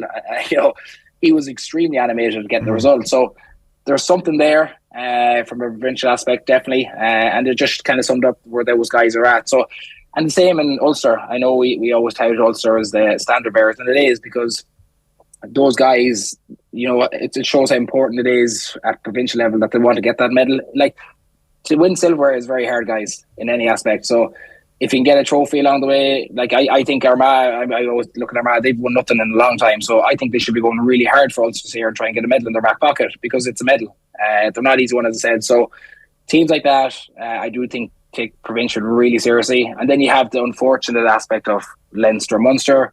What do you do with those? It's kind of, you bear the brunt of it, and you get on with these results, and then you're into the group stage. So there's no one fix all plan. It's unfortunate the way we are, but it's great that we have provinces that do want to, or teams that want to win their province. Now again, and that's not to say, you look at the Louth game, Westmeath last day, it was an absolute cracking game, but the problem for Leinster is it's Dublin. And they're not, and I say that is, who's going to beat Dublin in Leinster? I mean, there's no evidence that they're going to be beaten again this year or anytime soon. So I'm not sure what the long-term goal of that is. And the same in Munster. I mean, unless Cork or Clare or some of these teams, they're up and ante from underage up, and it's not easy done. I know that. I fully respect that, but we'll still be talking about Kerry winning the next 10 or Dublin win the next 10. So where I feel in Connacht and Ulster, you can nearly tip 3 to 5 teams out of each province that are going to that have a chance of winning the provincial medal. So there is some glory in that, and some respect, and it was really, I think, what I took from the game of the weekend, it was really fascinating to see the guys' reaction post game. I suppose the disappointment versus the animation from Porrick. So yeah, 100% agreed. Noticed that on the TV. In fact, felt that sort of the celebration was probably more animated than it would be if they end up winning the kind of final next weekend. That there was almost a recognition. Yeah, and I don't think, and this is, I'm not, no disrespect to Sligo, and Tony McEntee and the structure and the work that's gone in there is huge. But there was a huge opportunity for both those teams. They knew it was ahead of them. Because again, you're looking at the golfing class. I looked at the Dublin and Laois game the last day, and Laois are on a bit of a resurgent, but they're a Division 4 doing well. You take Dublin, who can just go through the gears, and I don't think I've ever seen a score 430 put up in a senior game before. So that's the issues we have. So there was a bigger picture for the likes of Roscommon and Galway, what was ahead of them. And again, not disrespecting Sligo, I fully expect them to throw the kitchen sink at the guys, but it's just the gulf in Division 3-4 in some aspects versus Division 1-2, and that's just, the bigger teams get stronger as the year goes on, and then it shows then the lack of probably resources and talent that some other teams have when they're coming up against these teams. Can I just ask you one more on Mayo, Lee, just in relation, because the point gets made and debated about whether it was more useful to them, and I know you've obviously rightly pointed out that as a group they want to go ahead and win the Leicester Cup, and that's obviously not on the table, but whether it might be more useful to have had the time away. And you mentioned about some of the years that you would have had that. I don't know that it would have been maybe to the same extent that they've had it now, have been knocked out so early, but you have obviously some players have gone on holiday, some are coming a bit of rehabbing back from injury, some of them are playing club, and I think they're back training again this week. But you've basically a block of about 4 weeks now before they get back into, at least 4 weeks before they get back into a competitive game. From a group point of view, when you were in the middle of that, is that feel like, geez, we're heading back into a long slog here now again, or do you feel refreshed by it, or what's the feeling within the group when that happens? I feel great. Like, I feel like I could go train tomorrow. No, do you know what? When I looked at when we were watching the Mayo Roscommon game, like, there was two aspects of that. Like, Roscommon, they brought just an absolute mad intensity and a work ethic, and Mayo just looked flat. And the thing for Mayo is, and Kevin had made no secret about it, that they put a huge body of work in pre-season. So, you had FPD, they won the FPD.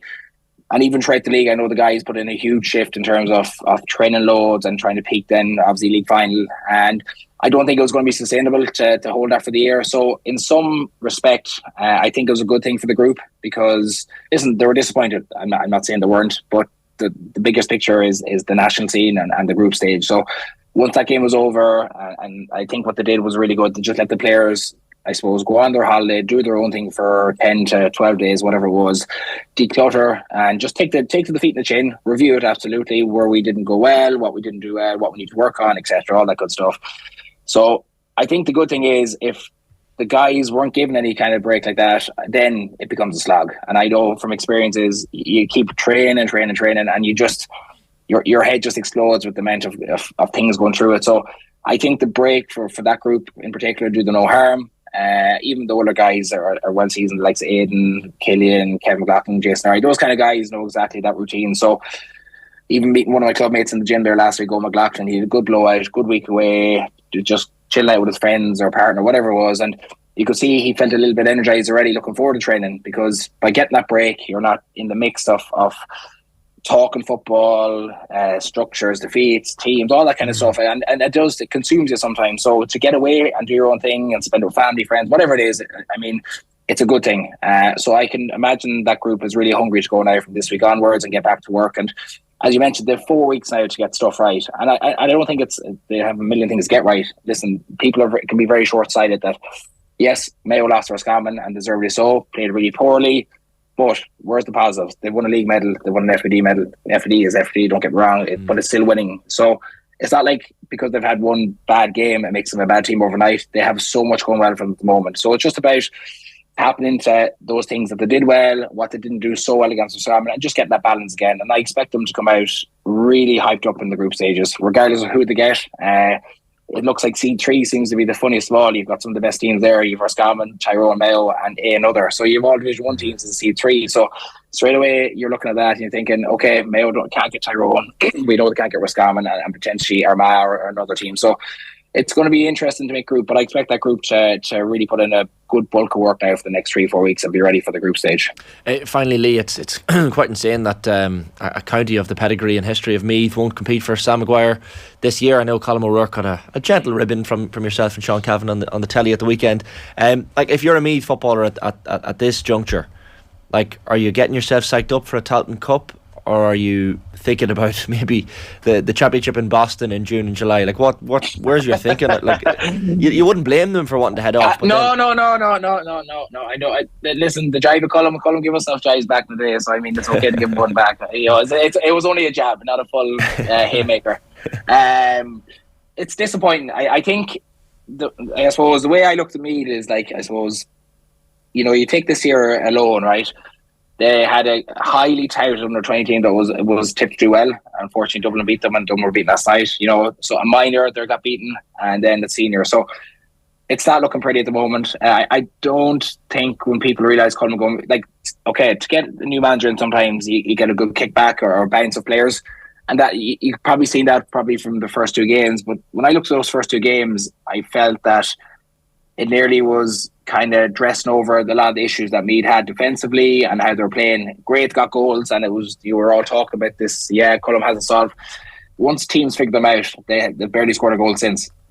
So they have a lot of work to do. And as you said, Shane, have they checked out? Like, I wouldn't even be that confident to win Talton Cup, to be honest, based on their morale in that group at the moment. They just, and like, I feel in a way that we're probably disrespecting Offie a little bit, because they put in a great performance, and fair play to them in the situation they're in with Liam Kearns, and to come back like that and put a performance like that, like, that group is buzzing, I'm sure. But for me, the tradition they have, the powerhouse that they have been, it's really disappointing. And I to be honest, and without sounding really negative, I wouldn't give them much hope in Talton Cup, to be honest. Right. Similar to Donegal, have they checked out? Just get the year done. Like, the core issue for me is that they have so much work to do. And like I compare them, I'm trying to compare them to then, or not compare them, but like, you know, I'm trying to say what similarities they are. Conor Laverty has his house in order.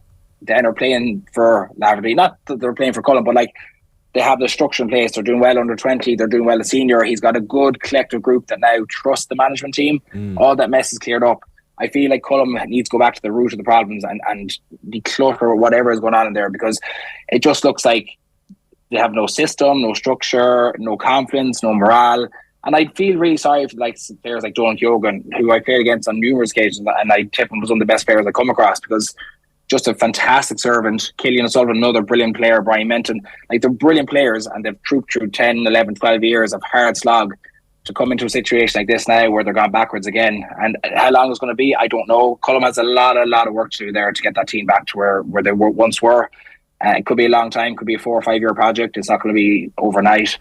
But yeah, it was disappointing to see, because again, when you associate GAA and big teams, Meath are one of those teams you love watching, really competitive. And unfortunately, Mayo had the pleasure of getting a few hole openers from them back in the day.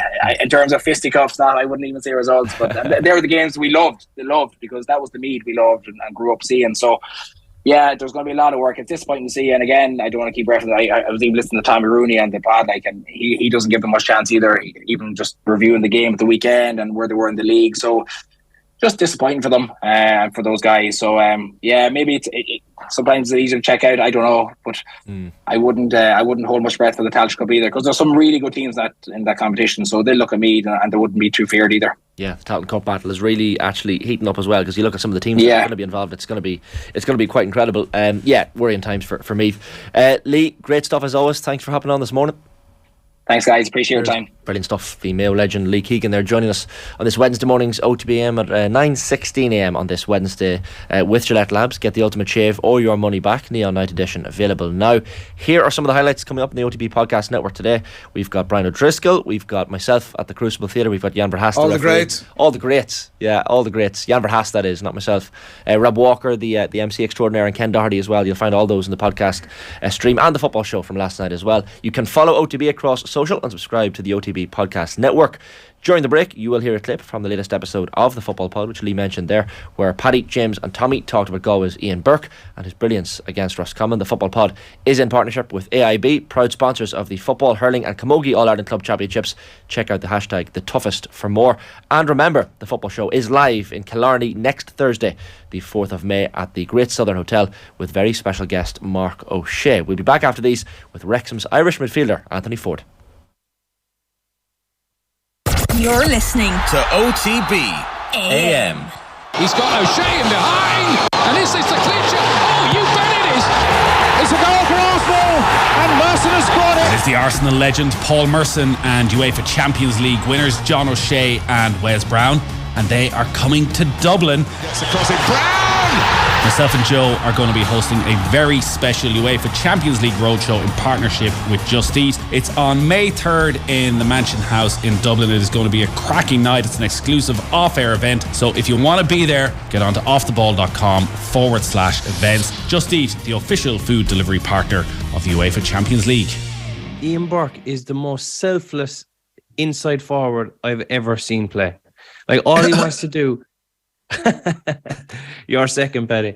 All he wants to do is get it, slip it, move, create space for other people. I think he is such a clever player. Friend of the pod, of course. He did a gig for us up in Dublin last year. I just think his movement, his handling, his pass selection is always excellent. I think the shot he took at the post yesterday when he missed it late on, his shooting probably is the one thing that stops him from being probably top quality. But like, his brain is up there. But isn't that so important, Jimmy, his style of play against defences like that? You need nuance. Yeah. You need creativity. You need someone to find the gaps, someone who's really sharp. And that's what Ian Burke, he complements Comer and Walsh really, really well. And he wants to complement them. Touch and go between himself and Finnerty, isn't it?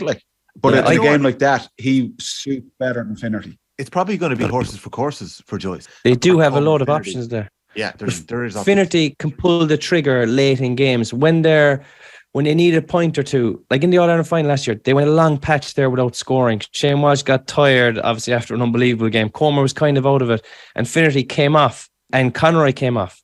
But if they have a kicker to come in late in games, I think like to get those 1 or 2 scores. But with Burke, what I always think, when you're thinking about kicking the ball as a team, a harder skill than kicking the ball is receiving the ball. Like there's more to it. There's your run, there's catching eyes with the fella kicking it, there's where your man is, where the space is, your handling. Like there's a lot to it. And Burke can just get free so easily. Just finds himself in space. His man is never up his arse either. It's always separation. He's brilliant at that. And he always dishes it to Walsh and Comer. I think the boys would love playing with him. Definitely Walsh, because if Walsh comes off the shoulder, he'll get shots at. OTB AM with Gillette Labs. Get the ultimate shave or your money back. Neon Night Edition available now. 9:20 on Wednesday morning's OTB AM. Delighted to welcome to the show this morning the Wrexham Irish midfielder, Anthony Forde. Anthony, how are things? Good morning to you. Morning, lads. How are you? Thanks for joining us. Bit of a mad fairy tale going on over in Wrexham at the moment.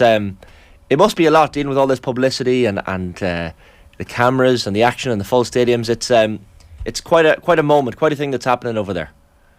Yeah, it's been crazy. I didn't expect it to be this crazy when I first signed, but yeah, it's been a bit of a show all season. I think the last few weeks now have really kind of upped it, and the cameras and all have been around the training ground most days and stuff. But it's been very exciting, and obviously getting the reward the other night was amazing. So there was a lot of pressure building, but it was all worth it in the end. We'll get to that, the whole Wrexham season and the madness of it all in just a second. Your own background, Anthony. So you're a Limerick boy, and you started off. Was it Mick McCarthy handed you your Premier League debut? You were only a kid essentially heading over to England at first, so must have been all a bit mad. Give us a sense of your background. Yeah, so I grew up in Ballingarry in Limerick and played all through the underage there. Got trials from probably 12 years old onwards, and ended up signing for Wolves at 15.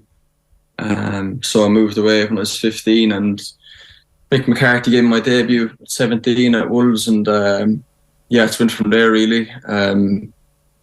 It's been a great journey so far, I'd say. Those moments when you think back to Mick McCarthy, are you thankful for someone like that? Do you still keep in touch with him as someone who kind of gave you a chance starting off? Oh yeah, like I probably wouldn't speak to him a lot, but if I see him and stuff, we'd have obviously great respect for each other. And when I came through at the time, it was amazing. He was unbelievable with me. So I'll always be grateful for him giving me my chance. The Premier League debut against Chelsea. I mean, that must have been quite an experience as a young lad to be standing on a Premier League pitch against the opposition of that ilk. It's quite a moment for you, I'm sure. Yeah, it was. I think that was the moment. I think when I got on the pitch and I thought, Jesus, I'm actually here. Like, I'd Ashley Cole in front of me and stuff, and it was madness. I always remember just looking up at the stand after and on the pitch, and I was in shock, really, to be honest. But it was an amazing experience. And I suppose moving home from Ireland at 15 and putting in the hard work, it all paid off when I ran on that pitch that day. Yeah, you've had a number of different clubs thereafter. Then you had Walsall and Rotherham United amongst them. But how did the move to Wrexham come about? Then how were you approached? So it was in pre-season. I was still at Oxford, and I had another year left. But my agent rang me and said the manager wanted to speak to me here, Phil Parkinson, and I was like, I'll have a chat with him anyway and see what the story is, because I didn't obviously know loads about the club and stuff. And after I had the phone call with him, he's a great person, and he kind of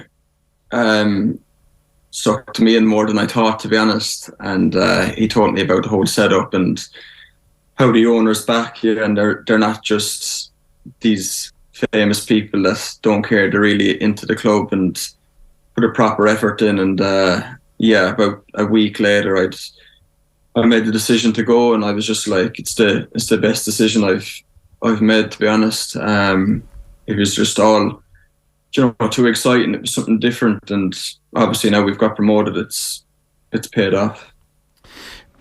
you're not alone in some of those players, and even you mentioned the manager probably has dropped down a couple of divisions as well. There are like a lot of players who seem to be like, it's an unusual move, and it seems to be like there's a lot of players who have bought in to the story or the ambition that are at Wrexham. How hard a decision when you were weighing it up, Anthony, was that?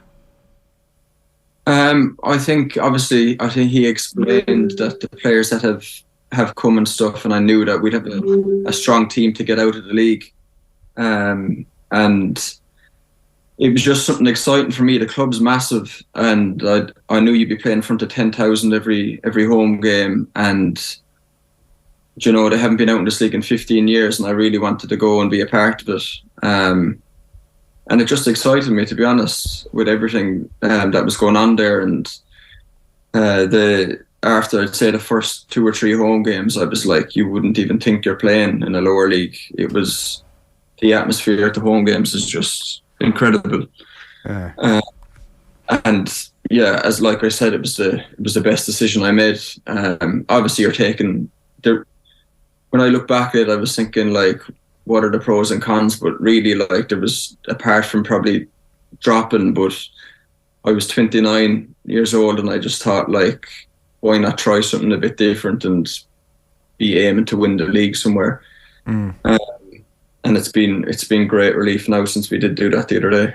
And you say, like, obviously, even in terms of the fans and the stadium, the whole experience feels like divisions above. And is it sort of the same in terms of the playing staff? I know obviously Ben Foster's one standout example of somebody who's had a career at the very top level, but also as somebody who's been following the documentary religiously over the last couple of months, I'm somewhat familiar with the playing staff at Wrexham now. But like, very obviously, you look at the stats and the playing styles of the likes of Ollie Palmer and Paul Mullen. Does it feel like a team that are also like ready in terms of the players that are there at the minute to make that step up? Oh yeah, for sure. I think we've got a really strong squad, even to be competing with hopefully getting promotion again next year. I think this season we've added a few more players as well, and even Ben Foster said that he couldn't get over the standard when he first came in. And I was a bit like that as well, but the team's just grew stronger since, and I think we'll push on again, and it's just about having this depth in the squad, and we've definitely got that. You had a bit of time away from the pitch as well for personal reasons recently, Anthony, and I know your manager, you mentioned Phil Parkinson, was quite keen when you came back in your first start and goal as well, I think against Yeovil Town recently, was quite keen to mention you by name in his post-match interviews, and even just your attitude and how good it's been. I mean, there was even a round of applause, I think, for yourself in the dressing room. It must be so nice to have that environment, somewhere where you can thrive and take that time away, but also come back and have that positive atmosphere. Yeah, it has. It's been a difficult time off the pitch for us here. So we've had a bit of bad news, on the family and stuff. So I needed time off the pitch, and the support, like I said, from the club was amazing. From the owners, from the gaffer, from all the lads, and they never rushed me back. Said take as long as I want, even if I don't come back this season or whatever. And a few weeks went by, and we got a bit better news and stuff like that, and I wanted to get back into routine. And Laura, my girlfriend, said that she wanted to get back to a bit of normality as well, and got back training, and I was just waiting for my chance, and I did everything I could in training and extra bits whenever I had the chance to. You lose your fitness fairly quick, especially when you're playing at a high level on the weekends. And we had 1 or 2 injuries, and I came on.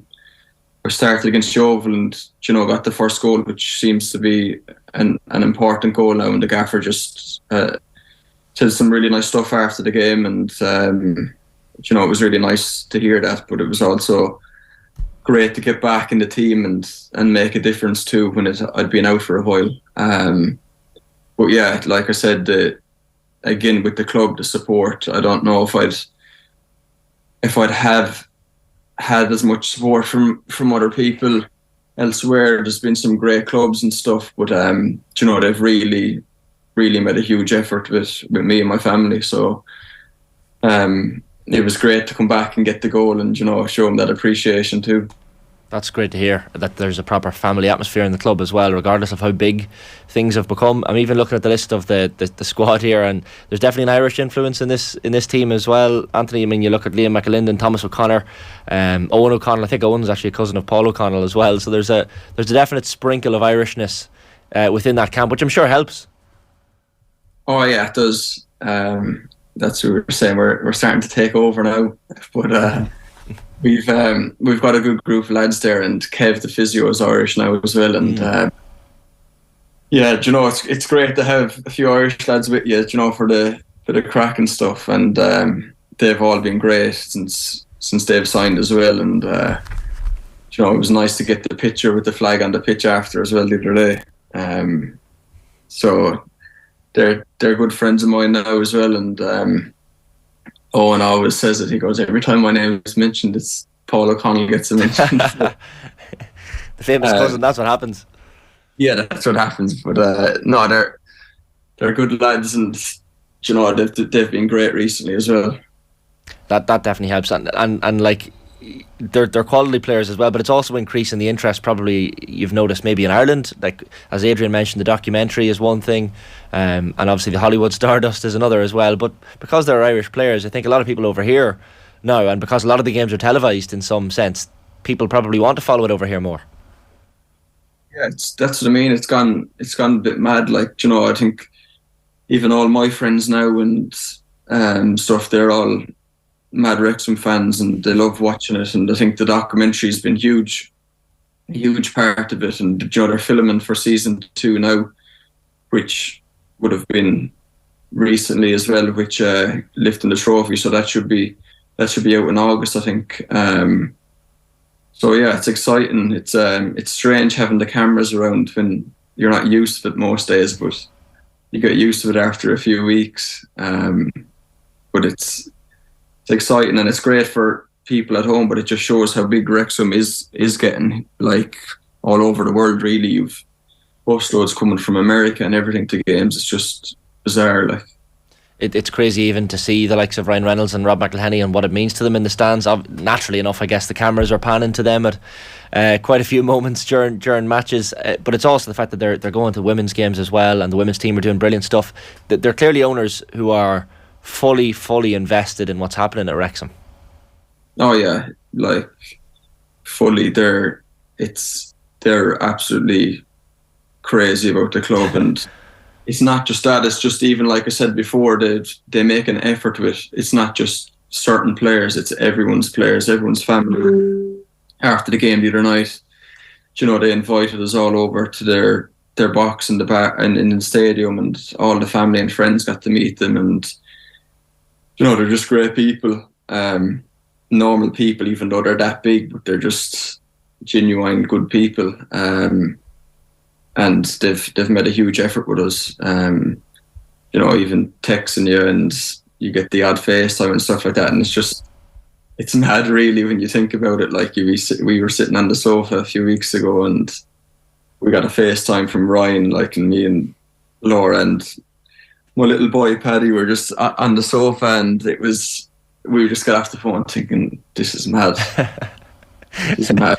Would you have been a Deadpool or Always Sunny fan even before this, or has that come as a result?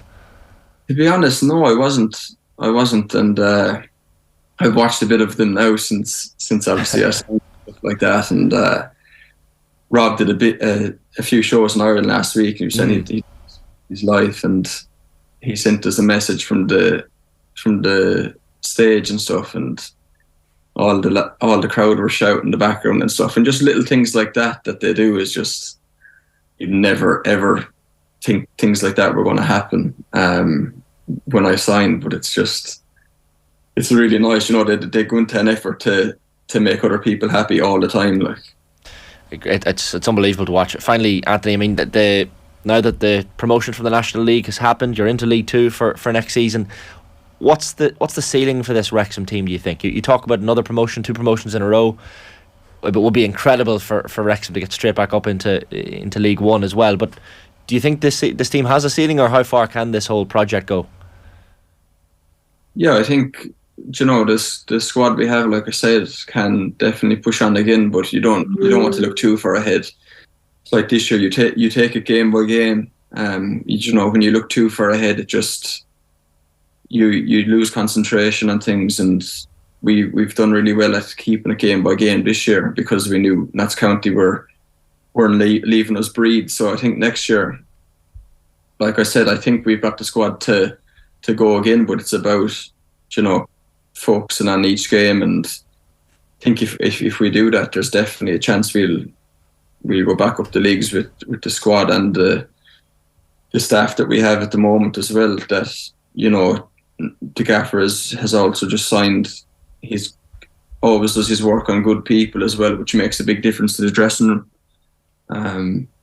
And that's been important this season, definitely, as well. Well, listen, Anthony, it's been brilliant to watch. Keep doing what you're doing. Keep flying the Irish flag over there as well. No doubt the interest is only going to increase as well. So it's been fascinating to watch the whole thing play out. But thanks a million for hopping on this morning with us.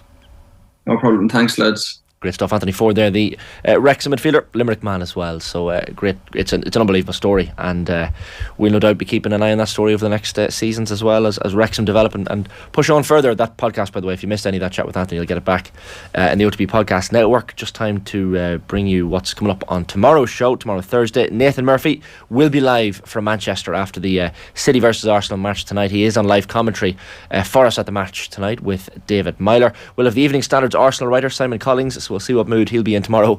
Results depending, and the title race, of course, will take a twist and turn this evening, and no matter what the result will be. Vinnie Perth will be with us, as he is semi-regularly, for his League of Ireland discussion. The former Republic of Ireland goalkeeper David Forde will be on the show as well, and plenty more as well. Right now, though, we have Colm Boyle, the former Mayo defender, on last night's show. Have a wonderful Wednesday. So, ahead of the weekend, in an All-Ireland contenders context, we made the point here in the show, well, a first outing for Dublin, Kerry and Galway. Let's see what we find out. I think there's probably a touch more to say about Galway than the other two based on those games of the weekend. Oh God, for sure, yeah. Let's be honest, they're probably not even worth talking about. They were just complete write-offs. Galway, look at what we learned about Galway, or in that they're probably improving in many aspects, in that they don't have to play or be at their best to win games.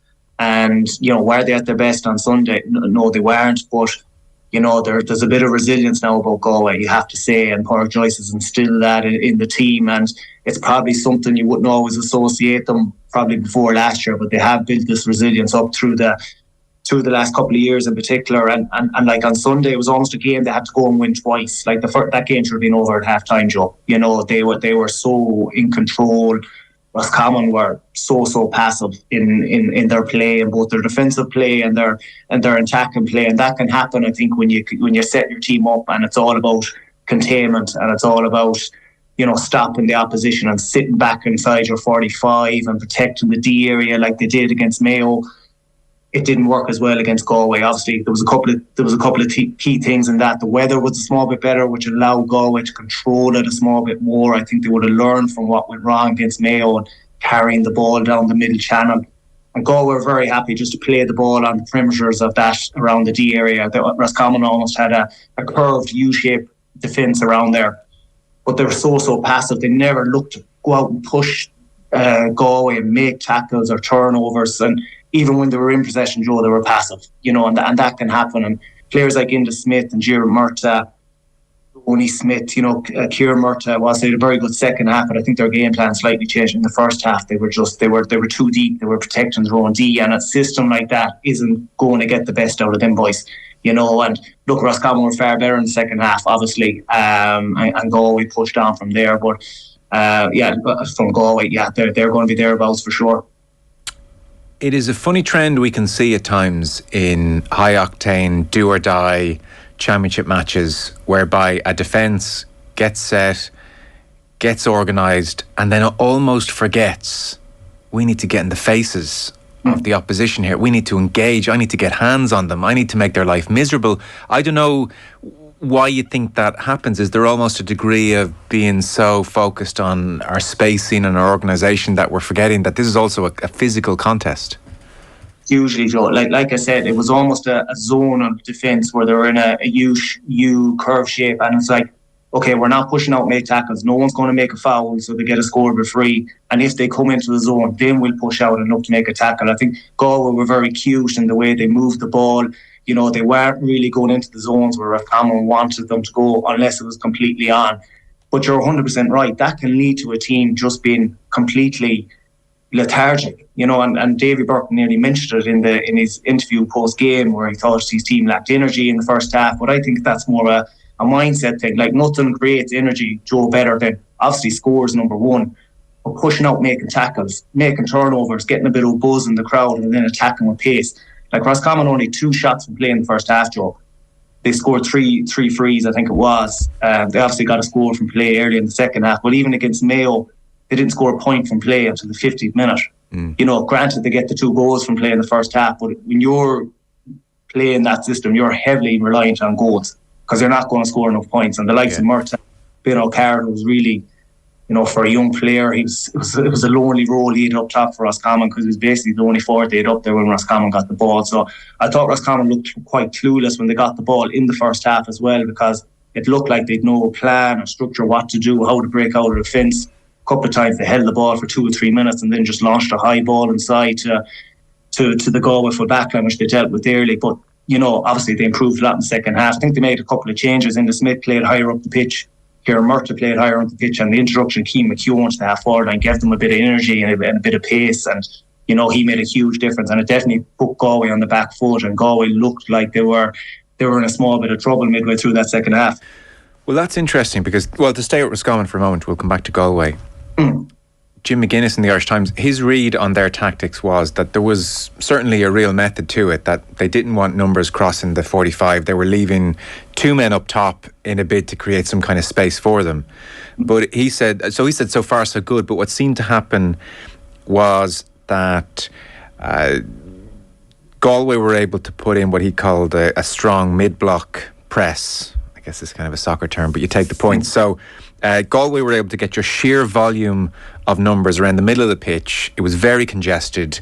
Roscommon weren't putting numbers past the 45. They were trying to leave space inside, but the consequence of that was incredibly congested in midfield, and so very hard for any Roscommon player to put in good quality ball because they were generally under pressure, and so it all just looked a bit flat and lacking any kind of coherence. But there was the bones of a plan there. Galway did very well maybe to snuff it out.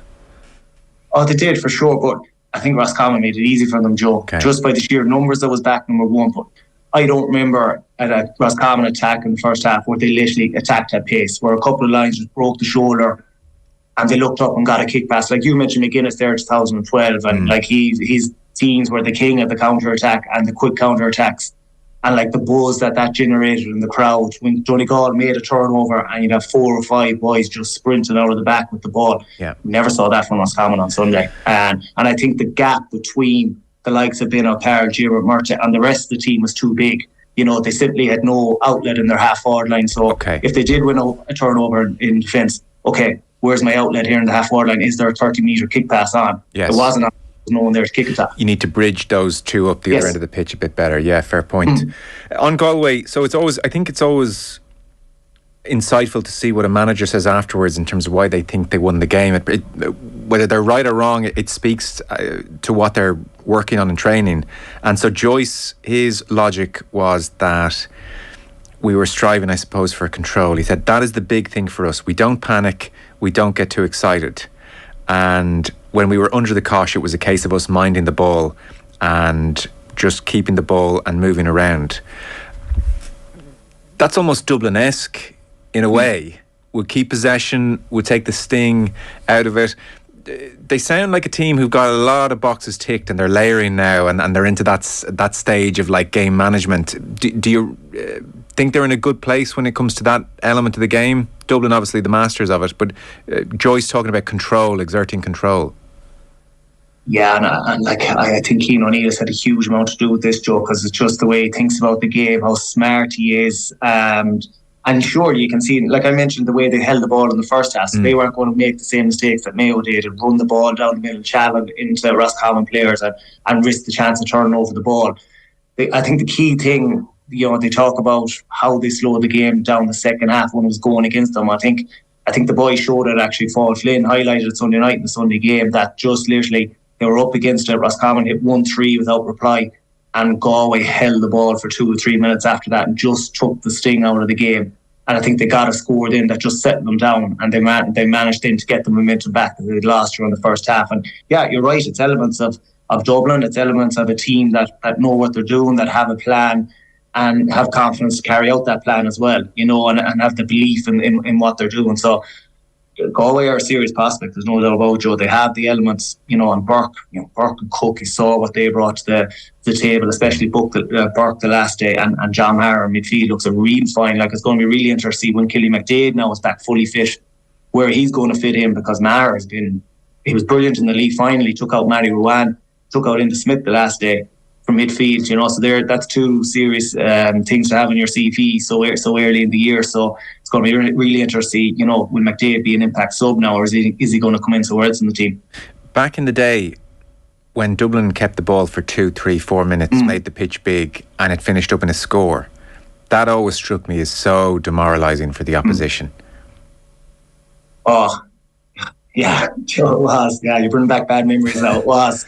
And almost the harder you try to make them not score, the worse it was, and the longer it went on. So if it was a short period of time, it nearly wouldn't be as bad, but you could feel the sense in the crowd that they were trying to get the shot off, or they were trying to work the ball to a scoring zone.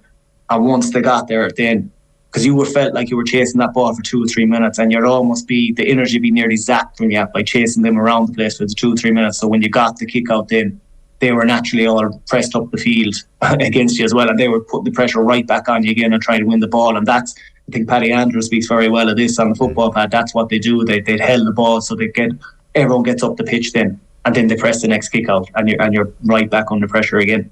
So to follow that kind of theme of control, which is where Galway are striving to get to with a view to an All-Ireland final, the lads in the football pod, for instance, were talking about Shane Walsh, who is mercurial and brilliant, but he is prone on occasion to playing a crossfield ball that isn't on and give away possession. And Paddy Andrews made the point, if that happened on a Dublin side, there would be war in the dressing room.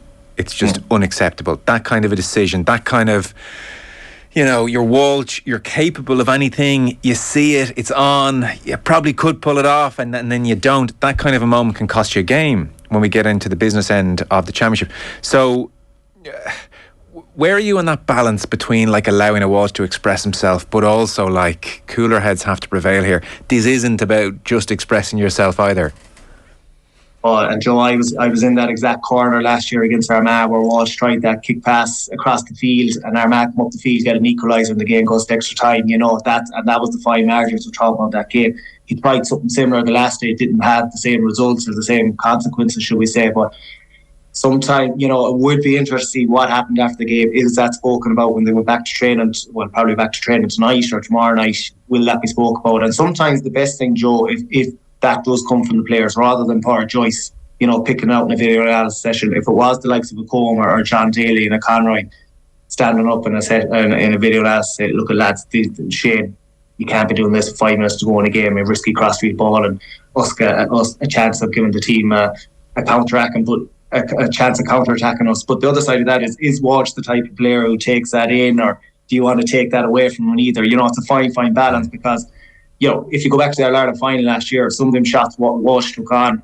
if a normal guy, you're telling him not to take them on. You know what I mean? You're saying they're outside your scoring zone. Some of them shots are madness, but Walsh is the type of player that can land them. So it's a fine balance, because you don't want to take that kind of genius from him too, but obviously it has to be a bit more controlled for sure. And I suppose game management is the key thing here, the times of the games that it's happening. Is it your sense that some are more equal than others, even on Mayo teams? Are certain players more allowed to shoot from certain positions than a Colm Boyle might be? For sure, yeah. Well, look, you always hear the famous phrase, get your shooters on the ball at the best time. So if you need a score the last minute of the game, you're trying to get the ball to Killy O'Connor. You know, you're trying to get the ball to Andy Moore, someone who's an 8 out of 10 or a 9 out of 10. So that's kind of obvious. If Killian tries one on his left foot from a bad angle from 40 metres, afterwards, is there a degree of, you're Killian, if you thought it was on, or is there still room to go, what are you thinking there? Come on. Yeah, I suppose it depends on the scenario and the game. If you're talking about an All-Ireland final, it's the last kick of the game. Like, remember the one Killian kicked to level the one in 2016? It was pretty much the last kick of the game. Like, it was a difficult kick in horrible circumstances. Colm Boyle's not allowed to take that on. I'm not taking it on anyway, Joe. Only Killian takes that shot. But, you know, Killian goes looking for that ball as well and gets that shot. But I suppose what I'm saying is if that drops 10 yards short, we're all kind of thinking, Killian, what are you doing taking that shot on? But some players, like Killian, like a Shane Walsh, you have to say, you know, there is certain circumstances where maybe them guys, that they have that bit of genius and can pull that bit of magic and get you out of a hole on a big day. Yes, but there is a difference, I suppose, is what you're saying is there is a difference between that and a David Beckham Hollywood crossfield pass. Yes, sir, exactly, and the timing was key, Joe. Like Walsh's pass the last day, he actually ran into the corner when there was no need to run. He nearly invited Roscommon players in, and to be honest, I think his legs were gone, Joe, and he was thinking, I need to get rid of this ball, and he hit a crossfield ball without even looking really. But probably if he held it and got caught for overcarrying and get involved in a bit of a wrestling match, it probably would have served his team a small bit better, you know. Yeah, you know, it's funny, and you'd be able to speak of this.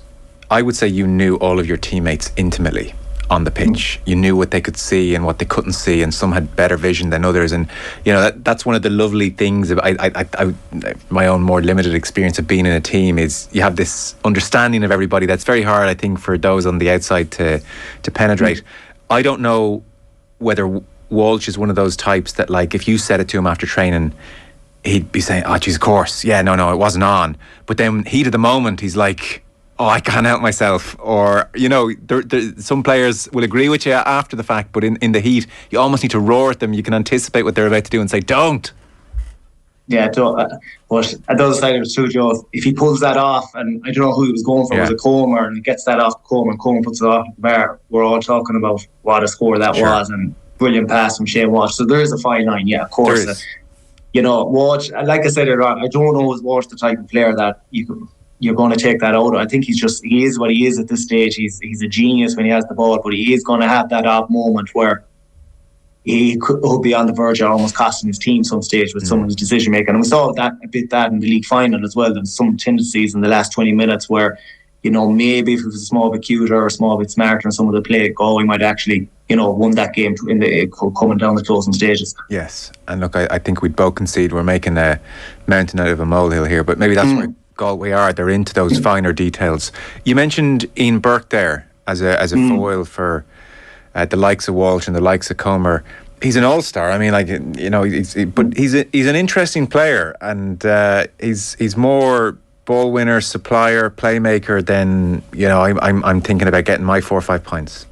Oh, brilliantly. And look, going back to the football pal, James O'Donnell spoke brilliantly about this morning. Like, he was a huge loss to Galway last year, Joe. And like, I remember meeting him at the Galway Mayo game in Castlebar in the stand. He was sitting a couple of seats in front of me and just basically said, why aren't you there? Like, you know, and he was just saying he was living in Dublin, you know, he wasn't just feeling it, driving up and down or whatever. You know, players go through that at certain stages, but I'd say watching that Galway team get into the All-Ireland final last year, I'd say he was thinking to himself, you know, I need to be back in there. You know, we have a real chance winning the All-Ireland. And he's such a platform for Galway. Like, he's the type of player, if I'm a half-back on the Galway team, when I get the ball, I'm looking to see where's Burke, because you know he's moving. And if you see him with half a yard, by the time you kick the ball to him, he's actually got 3 or 4 yards on his man. He's got that movement. He's got that spring. He's very, very dynamic. And I'd say, like, he is a joy for the rest of the Galway forwards to play with. You know, he just gives them a platform, gives them a foil, and like I said, he's not going to kick 4 or 5 points in the game. He's not that type of player, but he just brings everyone into the game. And Galway certainly look a better team when he is in the team for them. Yeah, that kind of movement is invaluable. And as you said, you get your head up. I'm sure many is a time you looked at Andy Moore and said, God bless you. Yeah, exactly. It's that type of movement, Joe. Yeah, and it's some players you just trust more than others. So, like, same with Andy. If you see Andy with the yard, you kick it, you don't hesitate, because you know by the time you kick it, he's actually gained 3 or 4 more yards through movement, through cue play, through using his body.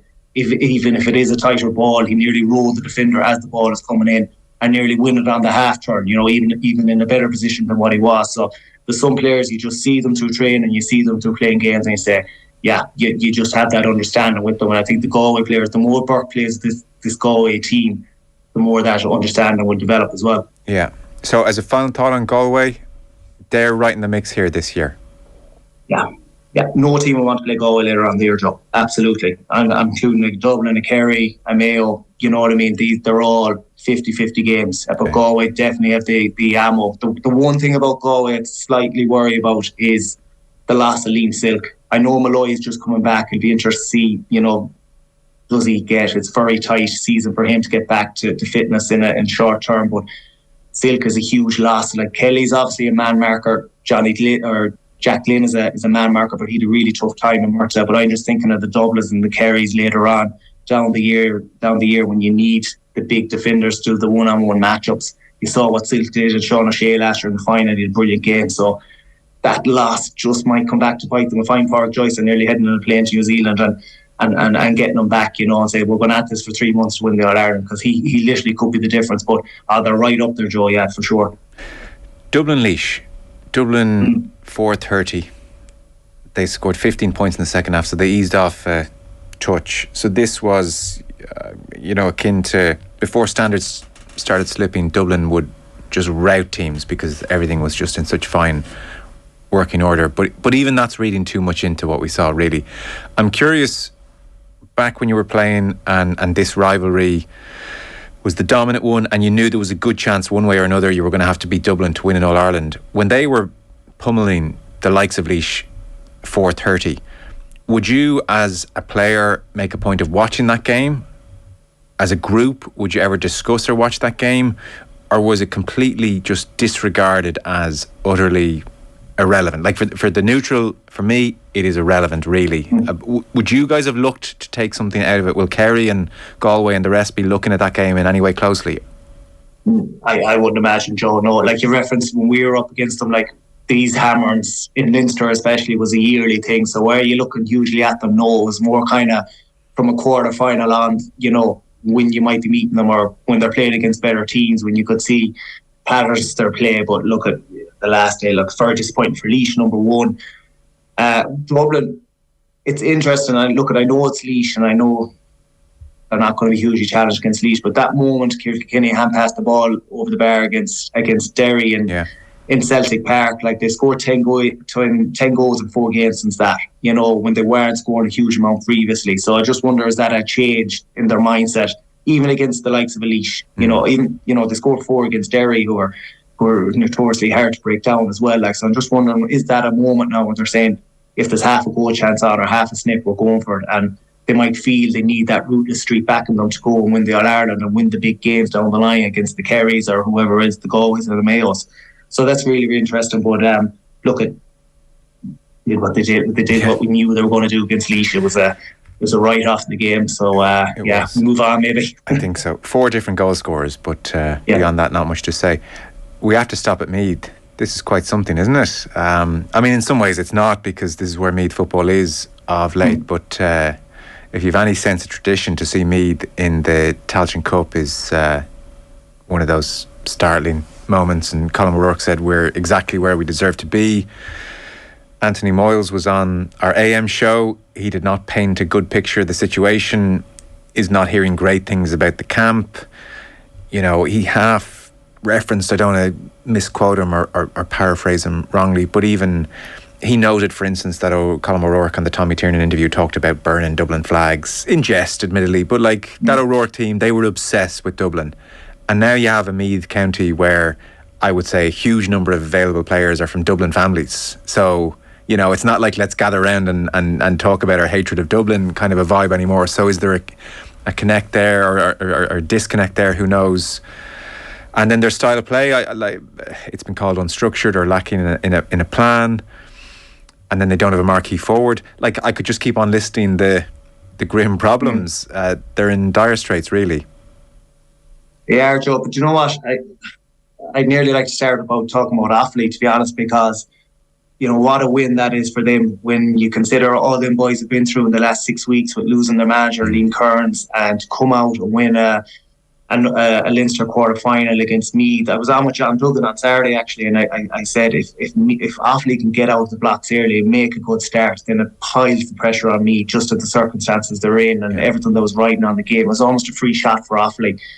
And you could see the celebrations, the final whistle, and the Offaly boys, it was unbelievable, to be honest. They're dropping to their knees like if they won in All-Ireland.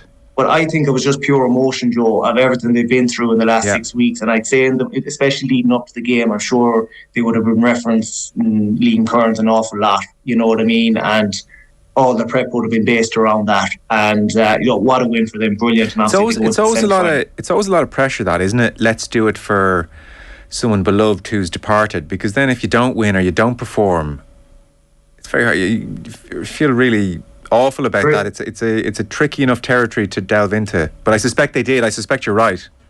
Do you know what? You're right in a way, Joe. But I think even there's nearly a comforting fact if you leave absolutely everything out there. Sure. You know what I mean? In respect to that person or whatever the cause is, just absolutely into yourselves and give everything and don't be looking